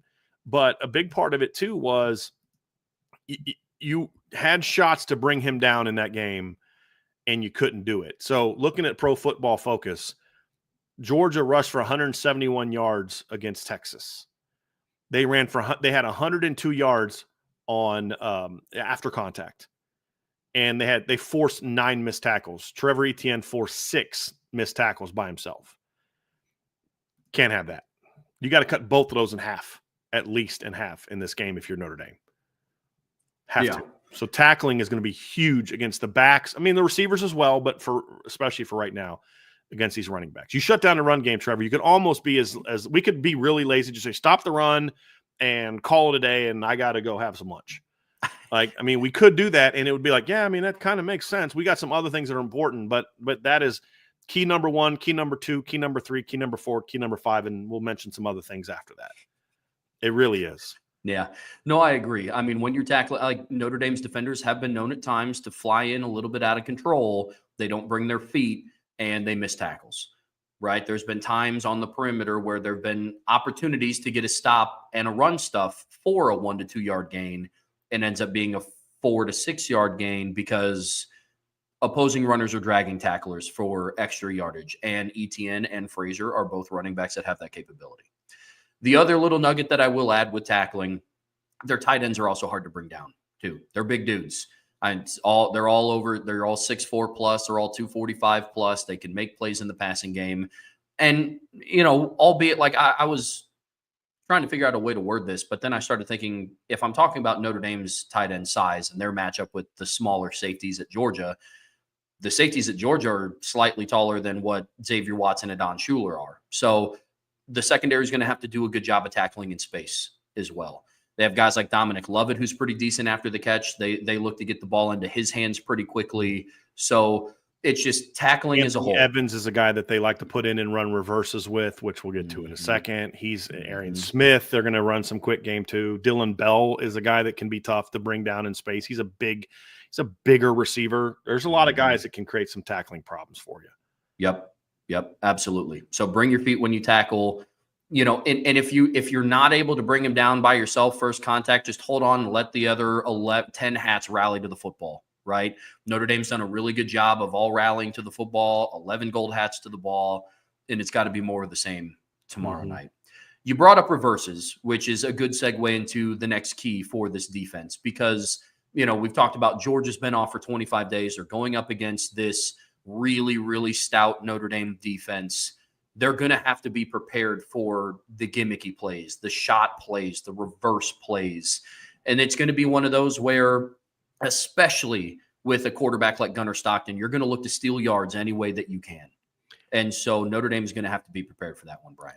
I like that you said especially with Gunnar Stockton, because the thing that you have to understand if you haven't watched a lot of Georgia is they do that anyway. Like they'll run reverses. They'll do some kind of trickery type of stuff anyway. The Anthony Evans against Texas, the Anthony Evans reverse. The first time they did that, I believe Garson Beck was in the game. They're going to run some kind of reverse. They're going to run screens. They're going to run misdirection. They're going to do things to you as a football team that are hoping to kind of create some big plays. And if they don't get big plays, then they'll hopefully be things that they can, set you up for something else. They do a lot of things out of the backfield with Cash Jones to try to, have him run some follow routes and some trail routes and some different things to get him isolated. There's going to be some gimmicky shot type of plays they're going to take. They're going to max pro with Arian Smith and run it wouldn't shock me if they went 13 personnel and just ran on 2nd and 1 and ran a play action fake where they know they're going to get one-on-one and they're just trying to throw a bomb against one of your receivers, or against one of your DBs with their receivers. That's what they do anyway. And they're definitely going to do it in this game, and so you've got to be prepared for it and you've got to shut them down. You can't let those plays work and there's two reasons why. Number one is those are momentum building plays for both sides of the ball. If you shut them down, if they run a reverse and you shut them down, that's like kind of like that. Hey man, like they're trying to come at us with some stuff and we're shutting it down. They need that to stop us, that kind of thing. And if it doesn't work, it's like, oh man, now we can't let that happen again. Now I'm got to worry every time they do a jet motion, you're worried about the reverse or something. And that's while Trevor Etienne's running at you. And now you got to tackle him in space and you're just now focusing on him because you're worried about the reverse or the jet or the different action. They're going to pump fake. They're going to run double moves. They're going to run a stop and go.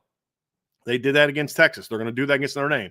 They're going to run a post snap switch type thing. They're going to run, that wouldn't shock me if they do some sort of double pass. They're going to do stuff in this game. And it's not just because Gunnar Stockton is a quarterback. That's what they do. But they will definitely, to Trevor's point, they will definitely look to try to create some of those opportunities with Gunnar Stockton. It's smart. It takes some of the pressure off of him where he doesn't have to be the one making that play. So it's going to be big to be prepared for that and to shut it down when it happens. Because when they do it and you stop it, now all of a sudden it's 2nd and 12, it's 3rd and 10, it's those type of situations. And now you got a much better shot at getting the ball back. Yeah, having success on those plays normally puts teams behind the sticks, right? You don't see a whole lot of reverse passes on like 3rd and 1, right? Typically sometimes it's right after a first down. You see it coming, you see it coming on 1st and 10, and you're putting a team in a situation where they're most likely 2nd down and behind the sticks. So it's going to be crucial. And another way leading into the final point of ways that Notre Dame's defense can get Georgia's offense off schedule. There's been a lot of talk about Gunnar Stockton. I think it's fitting that this is the final point.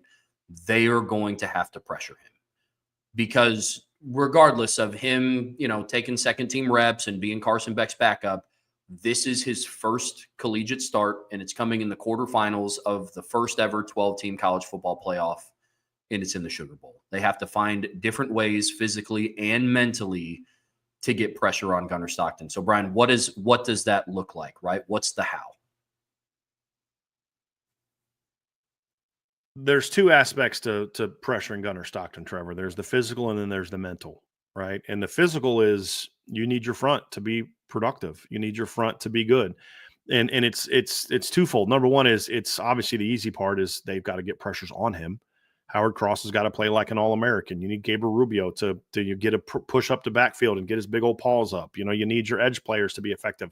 You need Bryce Young to kind of have that breakout game we're all waiting on him to have. And he's like really close to having like now 3-4 games in a row. You know what I mean? Like, you need Josh Burnham to make some of the clutch plays that he's been close to making and hasn't been able to finish off. He's had a couple plays against USC and a couple other games where it's like, dude, you got to make that sack right there, you know, and you're going to need that, right? You're going to need your linebackers to get to him on blitzes and hit them and sack them and force them to make mistakes, because if you can force him to make mistakes, you're going to get the ball. I mean, he's a young quarterback. This is his first career start. I mean, you look at what Texas did to him late in that game.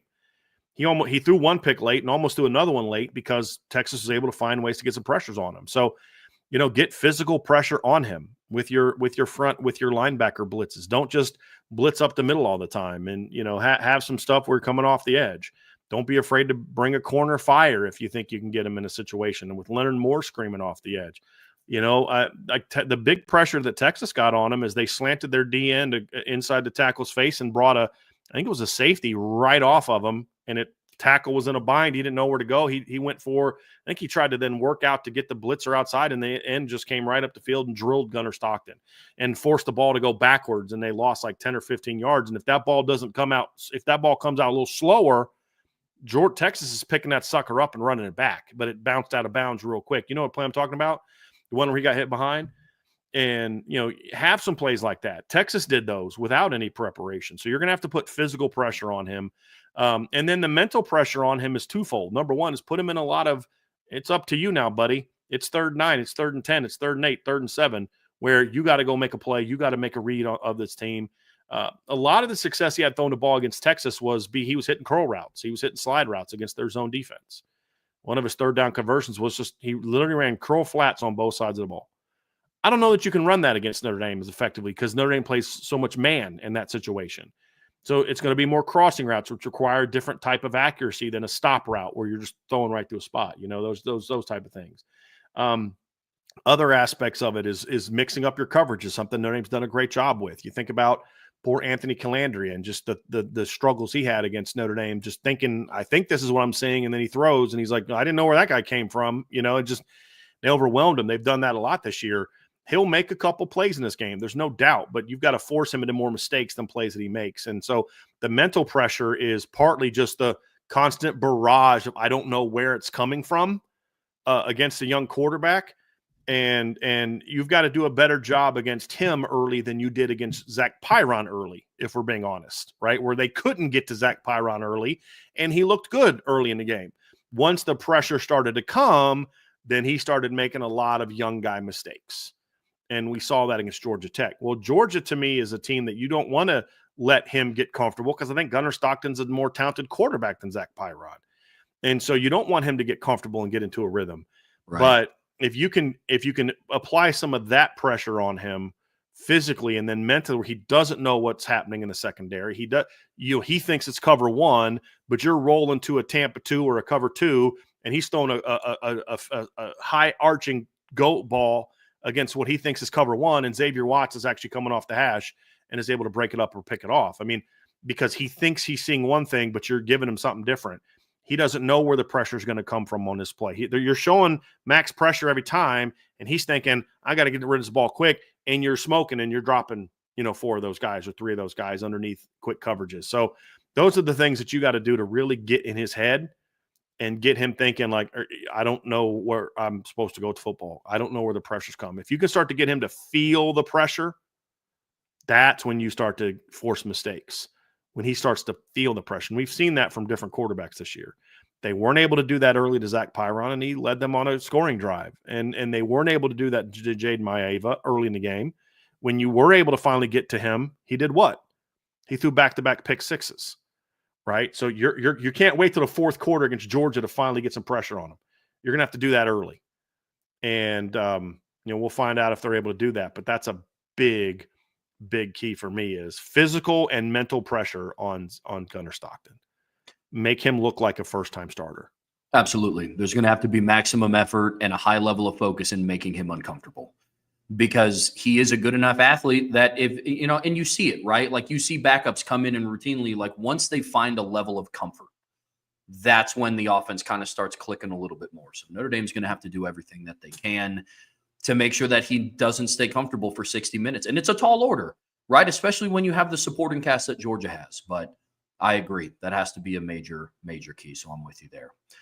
Well, guys, that's going to do it for the defensive keys to victory. But don't go anywhere. We do still have the predictions, what everybody has been wanting to hear, and I'm excited to dive into it. But before we get there, be sure to hit that like button, hit that subscribe button, hit that notification bell, share this podcast with your friends and family. And of course, the best way to support what we do here at Irish Breakdown is go to boards.irishbreakdown.com. Well, Trev, it's that time, man. Sure is, it's buddy. that time. It's prediction time. So we're going to have a little bit of fun here. We want to also know what y'all's predictions are. So you guys go ahead and throw your predictions in the chat. Whether you pick Notre Dame, whether you pick Georgia, we'll bring it up and we'll show it here while we're talking and let you guys kind of get your predictions out there, Trev. But you know how we do this, right? We're gonna tell you guys what our score is. We're gonna talk through how we think the game is gonna go, and we're gonna have a little bit of back and forth as well, Trev, because we do have some questions that we want to ask. We'll also have there are a couple super chats that we'll bring up also, Trev. We do have 2 of those that we'll bring up here before we finish up. So when we're done with our predictions, folks, hang around for those as well. But we're going to give our score prediction. We're going to talk about how we see the game going. And then we're also going to each give sort of our couple concerns that we have that could cause this game to maybe not go how we think, which is a little bit of like what we talked about yesterday. But I want to get into that one again a little bit also, Trev. And so we'll do that. And then of course we'll hand out some game ball predictions for this as well. So Trev, I want you to kick us off. Give us your score prediction for Notre Dame and Georgia and tell us how you see the game playing out. Yeah. So I have Notre Dame winning 27-21. In this matchup. And throughout the course of the game, it's funny. I was sitting here and I was thinking about what should this prediction be? How do I feel this game playing out? And, a lot of it was, Notre Dame, it's close early. They pull away late. I don't know if any team pulls away, right? And no matter what outcome is, I think it's going to be back and forth for the majority of the game. I do. And there's going to be some hard hits. There's going to be some big plays. Really the things that you want to see in a matchup of this magnitude, right? Here's how I see the game ending. And I think it's a fitting, almost a poetic ending to how this game goes. In 2017 and 2019, Notre Dame had the ball with time left on the clock to drive down the field and score, right? And they weren't able to do that. I think that Notre Dame goes and it's late in the fourth quarter and they have that 27-21 lead. And there's going to be a lot of talk about, the offense played better than what they thought. Jeremiah Love was a dude. Riley Leonard played in the way that we believe that he should be playing. But at the end of the day, you rely on what got you here, and that's your defense. And the defense is going to have the opportunity to come up and do to Georgia what Georgia did to Notre Dame in their matchup in 2017 and 2019. So I think that Georgia's going to have the ball with an opportunity to win the game at the end of it, and Notre Dame's defense shows up in that moment. So I have Notre Dame winning this one 27-21. I don't see any team pulling away. And I think at the end of the day, Notre Dame's defense ultimately shuts the door and gets them their first New Year's Six bowl win since 1993. I really thought you were going to go in a different direction there. I thought you were going to say they get the ball and this time they punch it in, right? But I like the way you did it. I do. I like the way that you did it, Trevor. I like the thought of, no, this time you're the better team. They've got to make a play late, and you're able to make a stop. I dig that, and I think that is, like you said, that is appropriate to where if you're going to win this game, your defense is the ones that have to make the play. Mm-hmm. And I think of as a Broncos fan, the first Super Bowl that the Broncos won, obviously they went down the field. John Elway hit the throw to Howard Griffith, and Terrell Davis ran it in, and all that, but it was the defense that actually ended the game with John Mobley's breakup on fourth down of a Brett Favre pass over the middle. So I dig it. I dig it. Do you see Notre Dame kind of being up, or do you think Notre Dame just goes up and then they stop them, or do you think it's like Notre Dame has been up and then Georgia gets that last shot? Because that's kind of how the 2019 game went. Georgia was up 20-3-10, and then Notre Dame scored late. Defense made another stop, and then that got the chance to get the ball back. Gave the offense a chance at midfield to get the ball back and go for a win. But Georgia had taken control after halftime of that game. No, I think it's still going to be relatively back and forth. I don't know if it's going to be directly like Notre Dame drives down and scores, and now there's only 2 minutes left, and then Georgia gets the ball, defense shuts the door. I do think Notre Dame is going to be up, but I think it's going to be one of those where you could see droughts on both sides, right? I think it's going to be a big response game. Notre Dame goes and scores early, then Georgia scores early, and then you're going to see a series of punts, and then Notre Dame scores, and then Georgia will score, or vice versa. I think it's going to be a game like that. I do. So to answer your question, I think Notre Dame will have the lead, and it will be that way, and it's going to be one of those where Georgia has the opportunity to win it at the end. Their defense needed to come out and make a stop, kind of similar to what happened at the end of the USC game. Like Notre Dame's offense wasn't doing a whole lot at the end of that game, and it was like, all right, defense, like, shut the door, send us home. Let's do it. Twice. So, yep. So that's how I see it playing out. What has to happen for Notre Dame to win a more convincing game? They have to do just slightly more than like win the line of scrimmage, right? Like they're going to have to get good push off the ball. We've been talking a lot about how they have to go in and do their job, just hold strong, like similar to the conversation we were having in week 1 with Anthony Knapp and Nick Scourton, right? But if Notre Dame comes out in this game and they're just moving the line of scrimmage, and they're letting Jeremiah Love and Jadarian Price go be dudes, Riley Leonard is able to run play action off of it, and they're able to push the ball down the field vertically. Again, all of it starts up front. Offensively, that's how I see it breaking open. And defensively, if Notre Dame wins by a bigger margin than just 27-21, Notre Dame's defense overwhelms Gunnar Stockton. Yeah. That's like it to a Does situation. Your offensive prediction change at all in a convincing Notre Dame win? Because mine doesn't. No, mine doesn't really. Maybe like a field goal or a touchdown more because of but it's the defense just shuts Georgia down would be the reason for a Notre Dame. Yeah, it's for me. It's if Notre Dame wins more convincingly, I think they still score around the 27 mark. Georgia's just held to like 10 or 13, like the Ole Miss game. Yeah, right. Agree. So if the game plays out how you think, Trevor, and Notre Dame wins this game 27-21, give me your who gets your offensive game ball?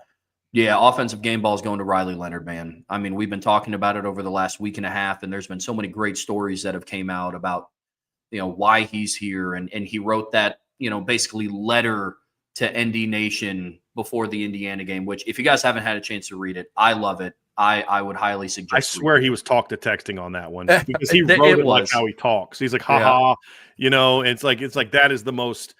Like, we'll write things and it's kind of like, okay, I don't write it like how I talk, right? Or I might, and then I got to clean it up to make it. Sure. And that was like he was talking. Someone recorded him talking.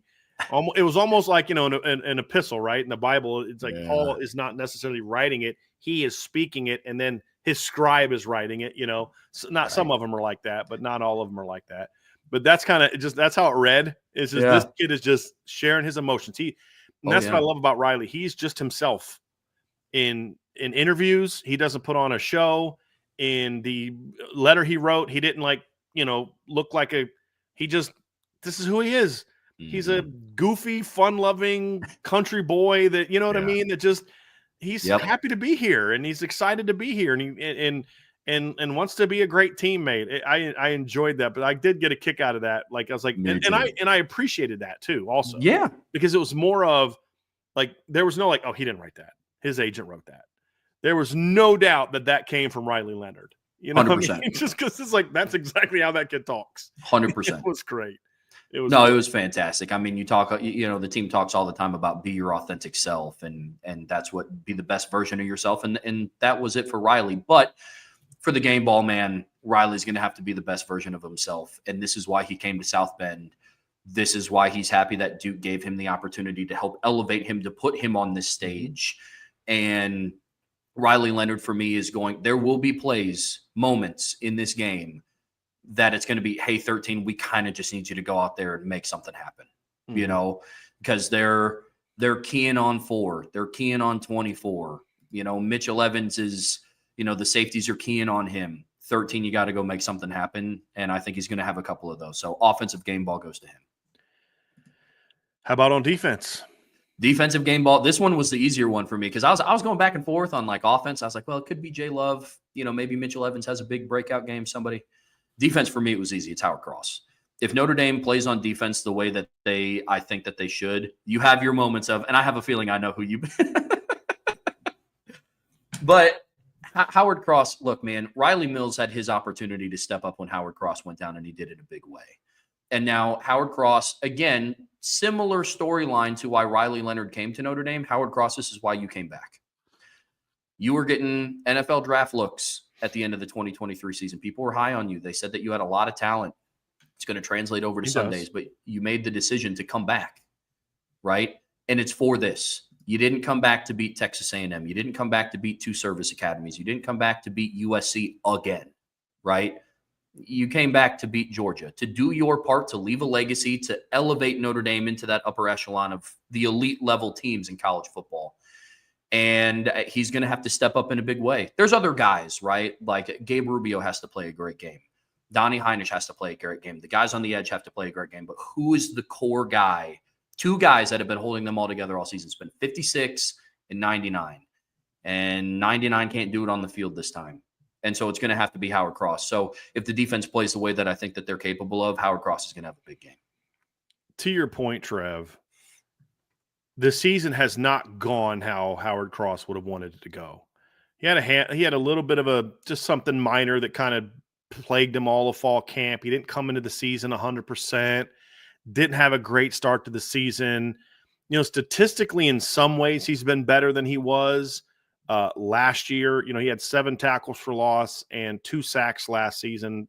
3 of those tackles for loss and 2 of the sacks came in one game. That was against Duke.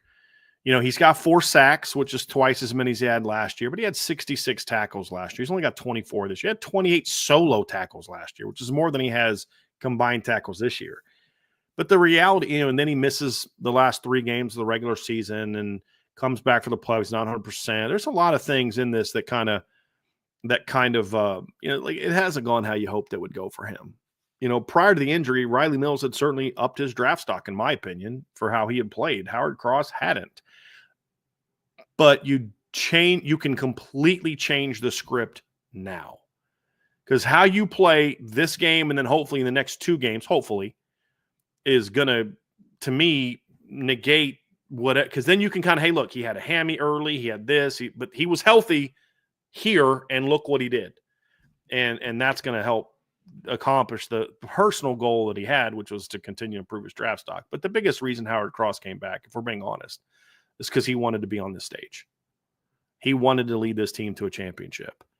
And, you know, that he'll have his chance. I love that pick. If Notre Dame wins this game, Trev, I'm going to pull one on you and talk about who is your special teams MVP. I have mine. If you take all 3 of mine, we're going to have a problem. Ooh. Who's the long snapper? No. Mine's James Rendell. I think that there's going to be moments in this game where they're going to have to flip the field. And outside of just the field goal kicking game, which I'm willing to rely on the Indiana game kind of being like the right the ship moment for Mitch Jeter. I don't think his confidence is all the way back that it was in week 1 against Texas A&M, but the punting is still just, I mean, there's moments where he boots it 56 yards in the air into the wind. Then there's moments where they ask him to rugby style punt it and it gets 25 yards of airtime and it rolls out for an additional like 15 yards. So in games like this that are this physical, that are this tough, that are going to be very situationally based, there's going to be times where James Rendell is going to have to flip the field, because if you give a first-time starter in Gunnar Stockton even more reason to build his confidence, oh, I only have to go 48 yards. I don't have to go 62 yards to get a score. To me, it's going to be James Rendell. Good one. I like it. All right, Trev. So you did yours. I'm going to now give my prediction. And I've had a tough time with this prediction, Trevor, to be completely honest with you. And I'll explain why. Because I feel that there's a lot of people that say, well, you know, I can't pick Notre Dame to win until they win a game like this. I'm like, that's fair. I mean, again, they haven't won a game like this since 1994. It was the 93 season, but it was January 1st of 1994, which I hate, by the way, because I think everything should be related to the season. Like, you know, they wear like the 2025 college football playoff sticker when it's the 24th season. It just drives me nuts. When only like 2 games are played or 3 games are played in that year, whatever. It's right, but it is what it is. But it's the 93 season. I get all that skepticism. And that's honestly why I have the score the way that I do. And I have Notre Dame winning this game 24-16. And part of me is like, look, if Notre Dame had a different history and they were the exact same team they are now, if Notre Dame would have beat Ohio State last year and let's say beat Clemson in the ACC title game in 2020 and played Clemson down to the wire in 2018, and let's say lost 30-27 in the game where Trevor Lawrence leads them on a game-winning field goal drive at the end, I think people would think this game would be a lot more convincing for two reasons. One, because Notre Dame has just been a much better team on paper this year. And two, that defense against that team's backup quarterback. Like, but because Georgia is the proven team and has earned the right to have the benefit of the doubt, they have earned the benefit of the doubt by doing what? Winning back-to-back national championships and being 13-1 a year ago, and their quote-unquote down year is 11-2 a year they win the SEC championship. Like, that's where Georgia's program is right now, Trev. Their down year is an 11-2 season where they win the SEC title because they lost 2 games, including one convincingly. Yeah. Right. That's a great place to be. And if it wasn't for, like, if they're, put it like this, if their histories were identical but reversed coming into this game and nothing about this season was any different, this season played out exactly the same, but Notre Dame has had the last 10 years that Georgia has had, or the last 40 years that Georgia has had, and Georgia had the last 40 years that Notre Dame had, I think Notre Dame would be a double-digit favorite in a game where Georgia's playing their backup quarterback. Yeah. But I'm okay with it being what it is because Georgia is the established program. They are the team that has proven it. They are the team that you could say, if anybody could win a game with their backup quarterback over a team like Notre Dame, it's Georgia because of how they recruit, how they coach, how they develop. And this team just knows how to win on the stage, right? I mean, last 3 years, Georgia hasn't lost a postseason game since what, 2020? Right? Didn't they lose like Baylor or something like that in 2020 during the COVID year? I know Kirby Smart's like 9-2 in the postseason. Right. So I'm pretty sure that in 2020 they lost to they beat Cincinnati. Marcus Freeman in Cincinnati in 2020. It was 2019 they beat Baylor. 2018 they lost to Texas. So you haven't lost a postseason game since 2018, and then they lost the championship game in 2017. So, guys, there's a reason that people just assume Georgia's going to win this game. And honestly, they've earned that right. They've earned that right. And you've got to go show that you're that team. And until you do, I'm totally fine with the margin being what it is. Even like I said, it's disrespectful that Notre Dame's an underdog with their backup quarterback playing. I'm like, no, it's not. Like, guys, this is the premier program in college football. If the roles were reversed, and Notre Dame had won 2 of the last 3 titles. They were 13-1 last year, kind of got shafted out of the playoffs, in your opinion, as a Notre Dame fan. And if they this year were, played the schedule Georgia played and, had earned their right to be in a playoff, and Georgia was the team that had Notre Dame's history, and Notre Dame lost their starting quarterback, they were playing Steve Angeli, you would still expect as a Notre Dame fan to be favored to win this game. Like, do you know who we are? We're Notre Dame. We've won 2 of the last 3 national titles. I don't care who's playing quarterback for us. Do you know how we've recruited?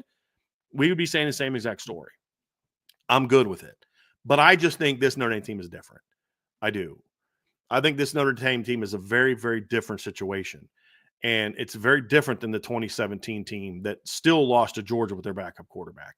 I get all that. Notre Dame was coming off of a 4-8 season. That was also a team that was learning how to win. And I just think this defense is different. I think this Georgia team is very talented, but it's not what it was in 21 and 22. It isn't. And I think this Notre Dame team is better than what they've been in the past. And so I think they're the better team.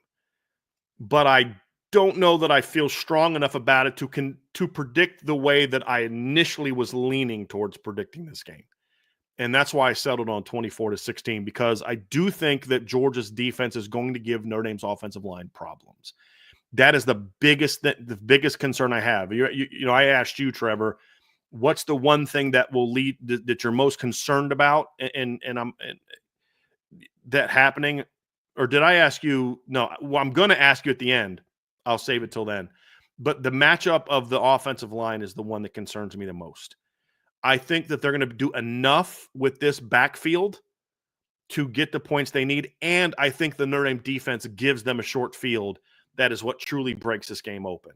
And so I have Notre Dame winning 24-16.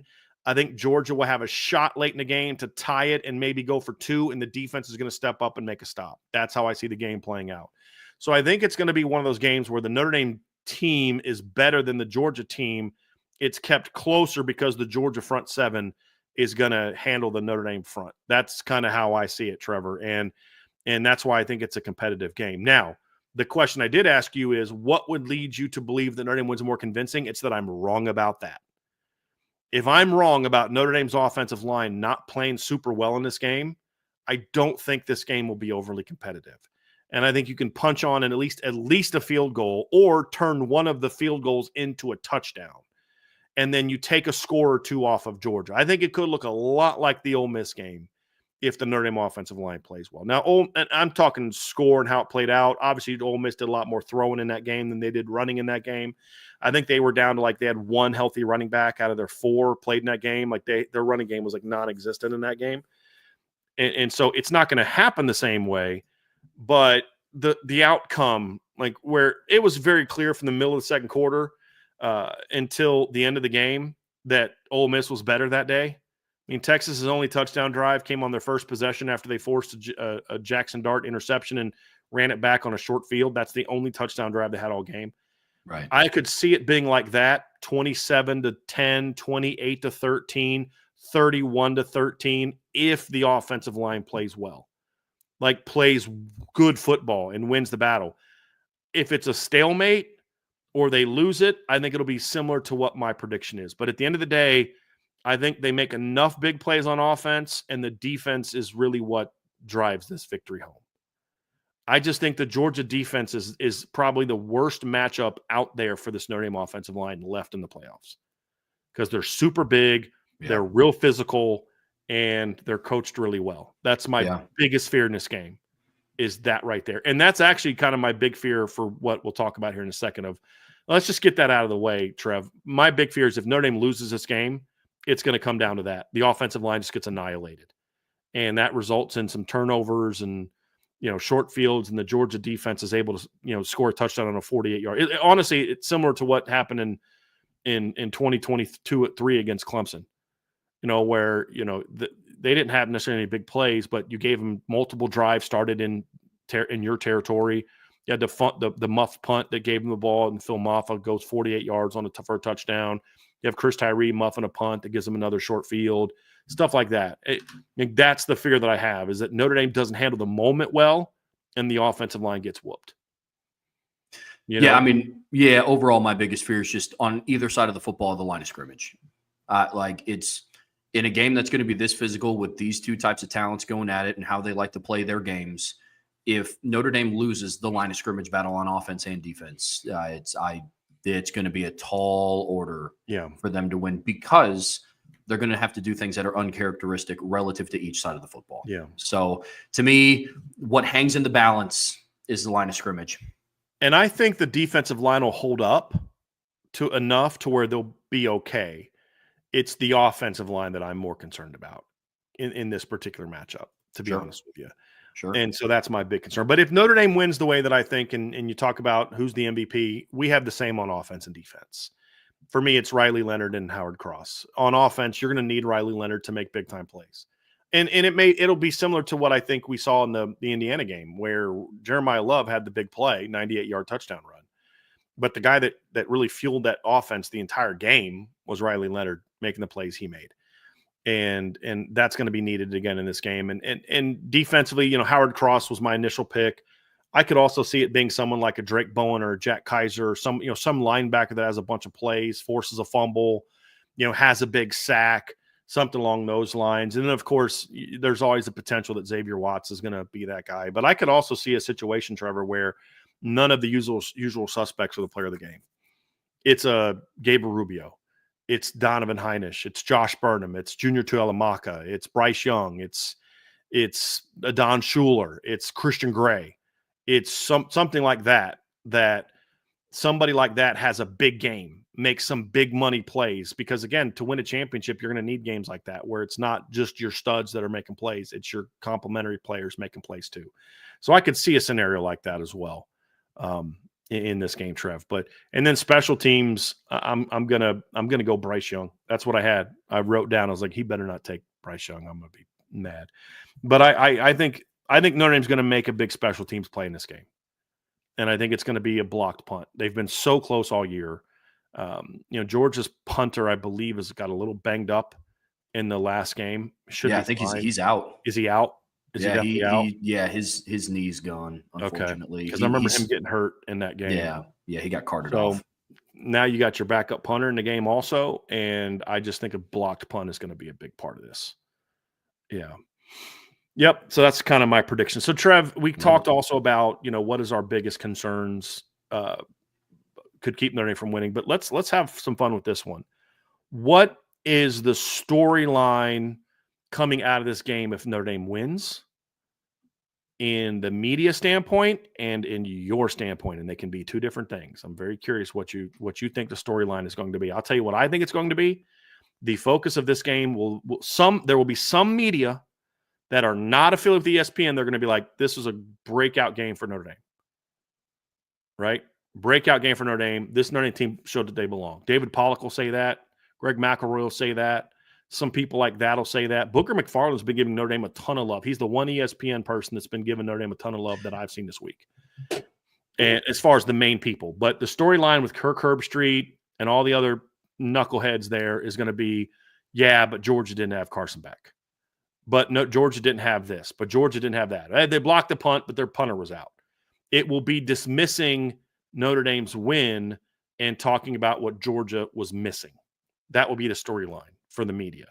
Agree or disagree? Oh, absolutely. Yeah, that's exactly what I was going to say. It's going to be, Notre Dame overcomes backup quarterback Gunnar Stockton in first career start. Like that's what it's going to be. 100%. Mine specifically is going to be. Let me ask this question first. I actually think if it's a close game where Gunnar Stockton plays well, that might be the only thing that causes the story. Like if Notre Dame blows Georgia out, that'll especially be the narrative, because they'll almost have to protect Georgia. I feel like if Georgia plays well, Notre Dame just plays better, like a 30-27 game, that might be the only way that they can, with ESPN, change that narrative.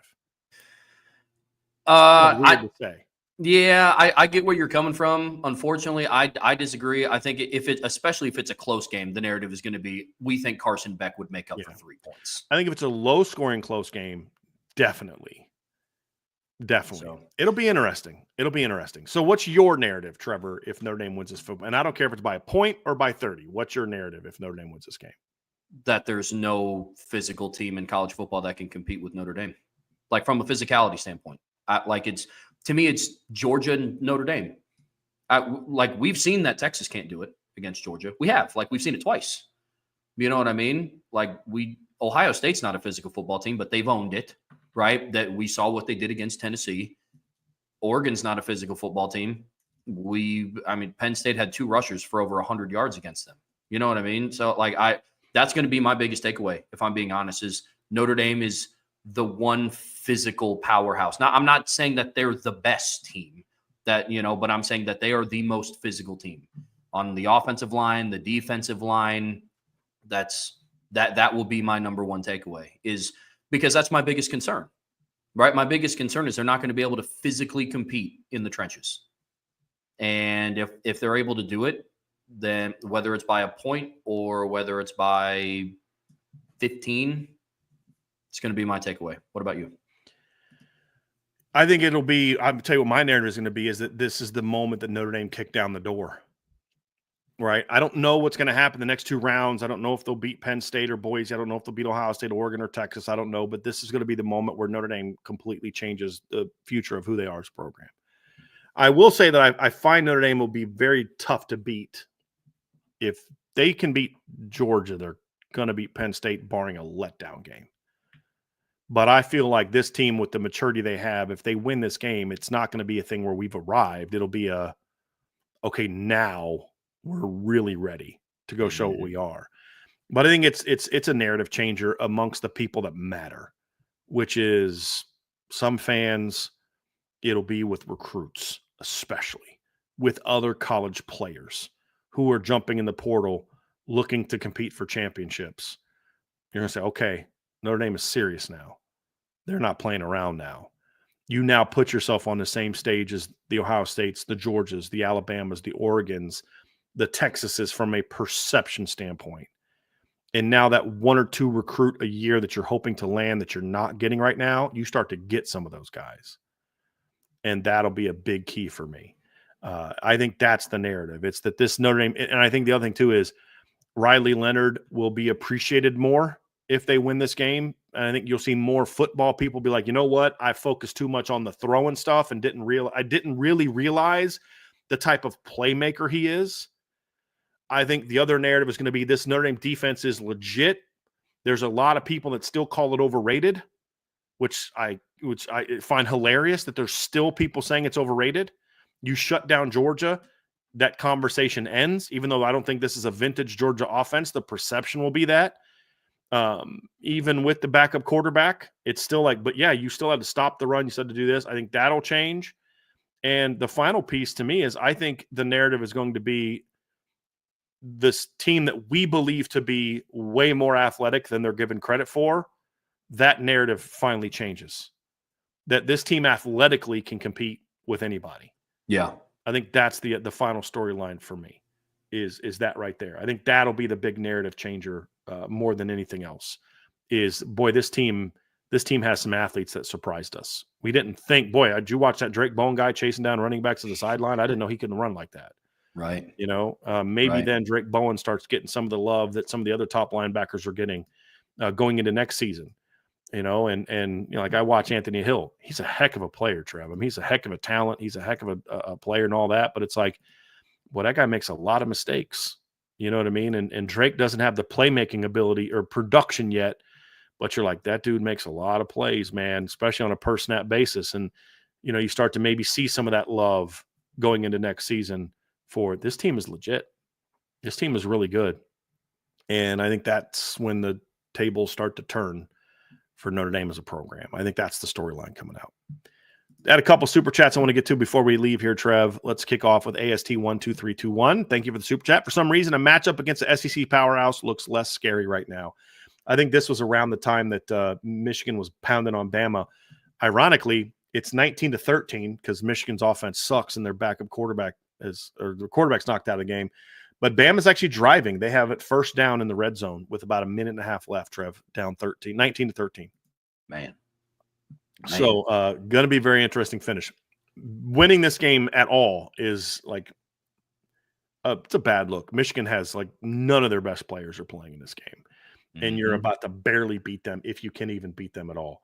Yeah. The narrative will stay true for this game. But look, it shouldn't be scary at all. Look, the SEC is probably still the best conference in college football this year. It's just not the juggernaut that people have made it out to be. Right? I think top to bottom, I'd still probably rank it first. It's just not way ahead of everyone else like it has been in the past. Yeah. That's the difference. Yeah, I agree. And this Notre Dame team is different. You shouldn't be afraid of anybody. Can Ohio State beat Notre Dame? Of course they can. Can Oregon beat Notre Dame? Of course they can. Can Texas beat Notre Dame? Of course they can. Could Alabama or can Georgia beat Notre Dame? Could Penn State beat Notre Dame? Of course they can. Those are all good football teams. But Notre Dame fans shouldn't be afraid of anybody anymore. Could they lose some of those games? Yes, but it's not like, oh my God, this is going to be like 2020 Alabama all over again, or this is going to be like 2018 Clemson all over again. It's not that anymore. It doesn't mean that they're going to roll over everybody because there's still teams that can beat you. I mean, I think Nick Saban won 7 titles. Only 2 of them were undefeated seasons. Yeah. Right. I mean, Kirby Smart's first national title was not an undefeated season. The team they beat in the championship was the team that smacked them in the SEC title game. I mean, that's how football gets played. Sometimes it's just not your day. That's just kind of how it goes. But you shouldn't fear anybody anymore. This team is past that. Michael Hostetler, super chat. Thank you, Michael. I'm 37. I started watching Notre Dame during the Bob Davie era. That's so sad. I'm so anxious and excited for this game. I feel like if we won, this would be the biggest win of my time as a fan. Would you guys agree? Trev, I think he's right in between you and I. Yeah. So I mean, 37 would make him be born right around 1988, correct? Like 1989, 1987. Yeah, it'd be 87. I'm 27 and I was born in 99. Okay, but so But if he's saying he started his fandom, like not in his lifetime, just in his time as a fan, I mean, I would like absolutely the Notre Dame. What I'm trying to say is like the '93 game against Florida State happened when he would have been what 4, 5, 6, somewhere around then. Like I don't remember what happened in Notre Dame when I was that age. I don't remember Steve Berline at Notre Dame, and I was 8 when he stopped playing at Notre Dame. I remember Steve Berline in the NFL. I've gone back and watched clips, but my first year was not till I was 10. So if he was born in, so 37 would have meant he would be born around 1987 or 1988, depending on the birth date or whatever, then his first memorable game would have been, like you said, the Bob Davie era. He'd have been 10 years old. That puts him right at the beginning of the Bob Davie. He would, and even if he could vaguely remember the end of the Lou Holtz era, there was no big wins like that during that time of the year. So then what are we talking about? What are the big wins? So like 97 Michigan, right? And 2002 Michigan. Would it be, or 98 Michigan, 2002 Michigan, 05 Michigan team that was ranked 5th and ended up like 7-6, something like, I mean, like what, Clemson 2022? Like what are even the big wins? I mean, like honestly, the best game Notre Dame has played since the Bob Davie era is arguably the best game they played was a loss to USC in 05. That's arguably the best game Notre Dame ever played against the best opponent they've ever played is that game right there. Yeah. Think about that. So I don't think it's even debatable that that would be the biggest win that Notre Dame has had in your lifetime until hopefully they win another one on the 9th. But as for incomplete pass on 4th and 10, Michigan takes over. They're going to beat Alabama. But I don't think it's debatable, Trev. No, it's not. I don't think it's debatable this would be the biggest win. It's not even close. No, like, I mean, not just opponent, but also like the magnitude of the game. Like again, they haven't won a New Year's Six Bowl since 1993. Bob Davie wasn't even the coach then. There's other wins that he was actually, I believe, at Texas A&M. He was the D coordinator for A&M in that game. There you go. I mean, look, it's by far the biggest. And there's no debate. There's no close second. I agree. I will say this. Let's just say hypothetically Notre Dame won it all. The title game would obviously be the biggest because it gives them a title. But this would even be bigger than winning on the 9th against Penn State or Boise. Well, I agree with that. I mean, look, man, you and I talked yesterday after the show was over. I think the biggest takeaway from this quarterfinals weekend is people are going to say the Rose Bowl and the Sugar Bowl should have been the matchups in the semifinals, not the quarterfinals. That's exactly what it's going to be. Yep. Jimmy Page with a super chat. Thank you, Jimmy. Watts pick 6 to close it out. Go Irish. Hey, man. I'm down. I'll take that. I'll take a Watts pick 6 to close it out, to start it somewhere in the right. middle. That's right. Just sprinkle it in there somewhere. Hey, man, I don't care where it is. I don't care where it is. I do think that like something like that early could be huge. I think to the title game in 18, AJ Terrell with that pick 6. And I know that Alabama went down and hit a long touchdown pass to Jerry Jeudy on the next possession, but like that set the tone and Alabama never truly recovered from that. Mm-hmm. I mean, those type of moments can be huge. I think of the Michigan State game in 2017. That was a 10 win. That was a really good Michigan State team that was playing really good football at that time, Trev. And I think back to that. It was like, was it 7-0? And Michigan State's putting a drive together. And Brian Lewerke, I think they had just got past midfield. And Brian Lewerke throws a pick 6, thinks he's baited Julian Love, or Julian Love baited him, steps in front of it, pick 6, they run it back for a touchdown, and the game was just never the same after that. Mm-hmm. And that ended up being a really good Michigan State team. Those type of things can have a big impact, especially early. But like Trev said, I don't care what happens. Middle, early, late, I'll take it whenever it happens. Last one, Lou Holtz, Thunder and Bolts. Apologies if you covered this. Who from Notre Dame do you see making 1-2 clutch plays who has to this point been had a relatively quiet season, i.e. unexpected?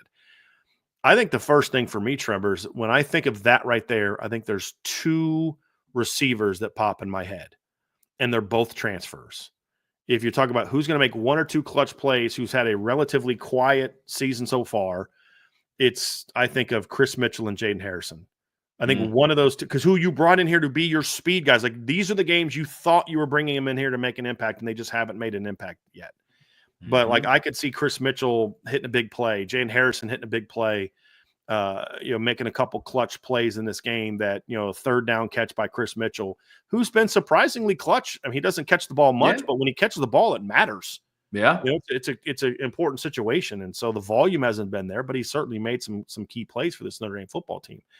I could see somebody like that on those are the two. As soon as I read this question, that was the first two names that popped in my head, was that. And then defensively, if somebody's had a relatively quiet season, to me it would be somebody like a Josh Burnham, a Gabriel Rubio, an RJ Oben, or a Junior Chilamaka. Everybody else has not had a quiet season. Everybody else has had a pretty loud season. I think those are the guys, like even Jaden Ausberry, who is a reserve linebacker, who you and I have talked all year about how impressive this kid has been. He just got named a freshman All-American, redshirt freshman, but he's, I think, second on the team. This is a crazy stat, Trevor. Do you know that Jaden Ausberry is number 2 on the Notre Dame defense in tackles for loss? Yes, I did know that. 6.5. Crazy. That just shows the depth that this football team has. And so he's had a heck of a year. Him having a big game will not be quiet. Wouldn't mean he's had a quiet season. I think it'd have to come down to Rubio. I think it would be a Burnham, a Junior Tilmaka, and RJ Oben. Somebody like that. I mean, the only other name that I would throw in there is like a Jalen Sneed. He had good games against the option teams, but I mean, outside of that, I could see Jalen Sneed being a mismatch on defense for them, but on offense, you and I are aligned. I was thinking either Chris Mitchell or Jaden Harrison. More leaning towards Jaden Harrison just for what he can do within the offense, because I want there to be a Chris Mitchell breakout game, but I feel like I am 0 for 13 predicting Chris Mitchell's breakout games. Keep on it, buddy. You're eventually going to hit it, right? At some point, man. At some point. At some point. But that's what he said, though. It's somebody who's had a relatively quiet season. Yeah. It would, and it was funny. And if one of those two guys had that breakout, especially Chris Mitchell, my response wouldn't be, "Wow, that was surprising." It'd be, "Finally." You know what I mean? It'd be like, my response would be like, "Thank you." Also, what? Why did you wait till now? Yeah. Exactly. Like, are you that shook from throwing a post route that got picked against Northern Illinois that you're just like, I'm never throwing him another post route as long as he lives? You know what I mean? Like, it's almost kind of like that's kind of how the reaction to that was. So, yeah, I find that was very interesting. Very interesting. So, but yeah, Michigan beat Bama 19-13, and Louisville just went up on Washington 21-14 in their bowl. So, some good games on tonight, man. So, Trev, that's going to do it, buddy. Why don't you go ahead and take us out of here? Yeah, you got it. Thank you guys for sticking around for the post-game show. I know you guys are all in the same boat as Bryan and I, but count down the minutes. Count down the minutes till Notre Dame kicks off, because to us, it just means more. But what would mean a lot to us is if you hit that like button, you hit that subscribe button, hit the notification bell, share this podcast with your friends and family and anybody that you know loves Notre Dame as much as you do. And, of course, the best way to support what we do here at Irish Breakdown is if you go to boards.irishbreakdown.com and subscribe to our premium message board. It is New Year's Eve, and I always put this disclaimer out to friends, family, anybody that I know and care about. If you guys go out, it's New Year's Eve. Have the time of your lives, but please be safe. Don't drink and drive. Call a person that you know and that you can trust to get you home. Call an Uber and be safe tonight. But for Bryan, I'm Trevor. We'll be back here tomorrow at 11 a.m. to do a Friday morning mail or a Wednesday morning mailbag. Tomorrow at 11 a.m. here at Irish Breakdown. Also tonight, IB Nation Sports Talk is going live at 6 tonight, not 5. So they're going to go live at 6 tonight. So just a heads up on that one. They will have their show just a little bit later than normal, but we'll be back at 11 o'clock. And then post game, we'll be here no matter when it ends. We'll get started probably about 10 minutes after the game is over. We'll get started very quickly because it's going to be late. And we're going to have a lot to talk about. Win or lose, we will be here.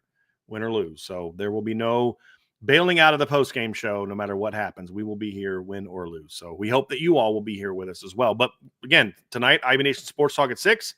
As Trev said, 11 o'clock tomorrow a.m., we will have a special game day mailbag because Trevor and I are going to be way too antsy sitting around doing nothing, waiting on the game to start. So we figured let's kill some time for a couple hours and hang out with our IB family. So we'll be there. All right, guys. You heard the boss. You heard Coach. We'll see you guys back here tomorrow at 11 a.m. For Bryan, I'm Trevor. We'll see you back here next time on the Irish Breakdown Podcast.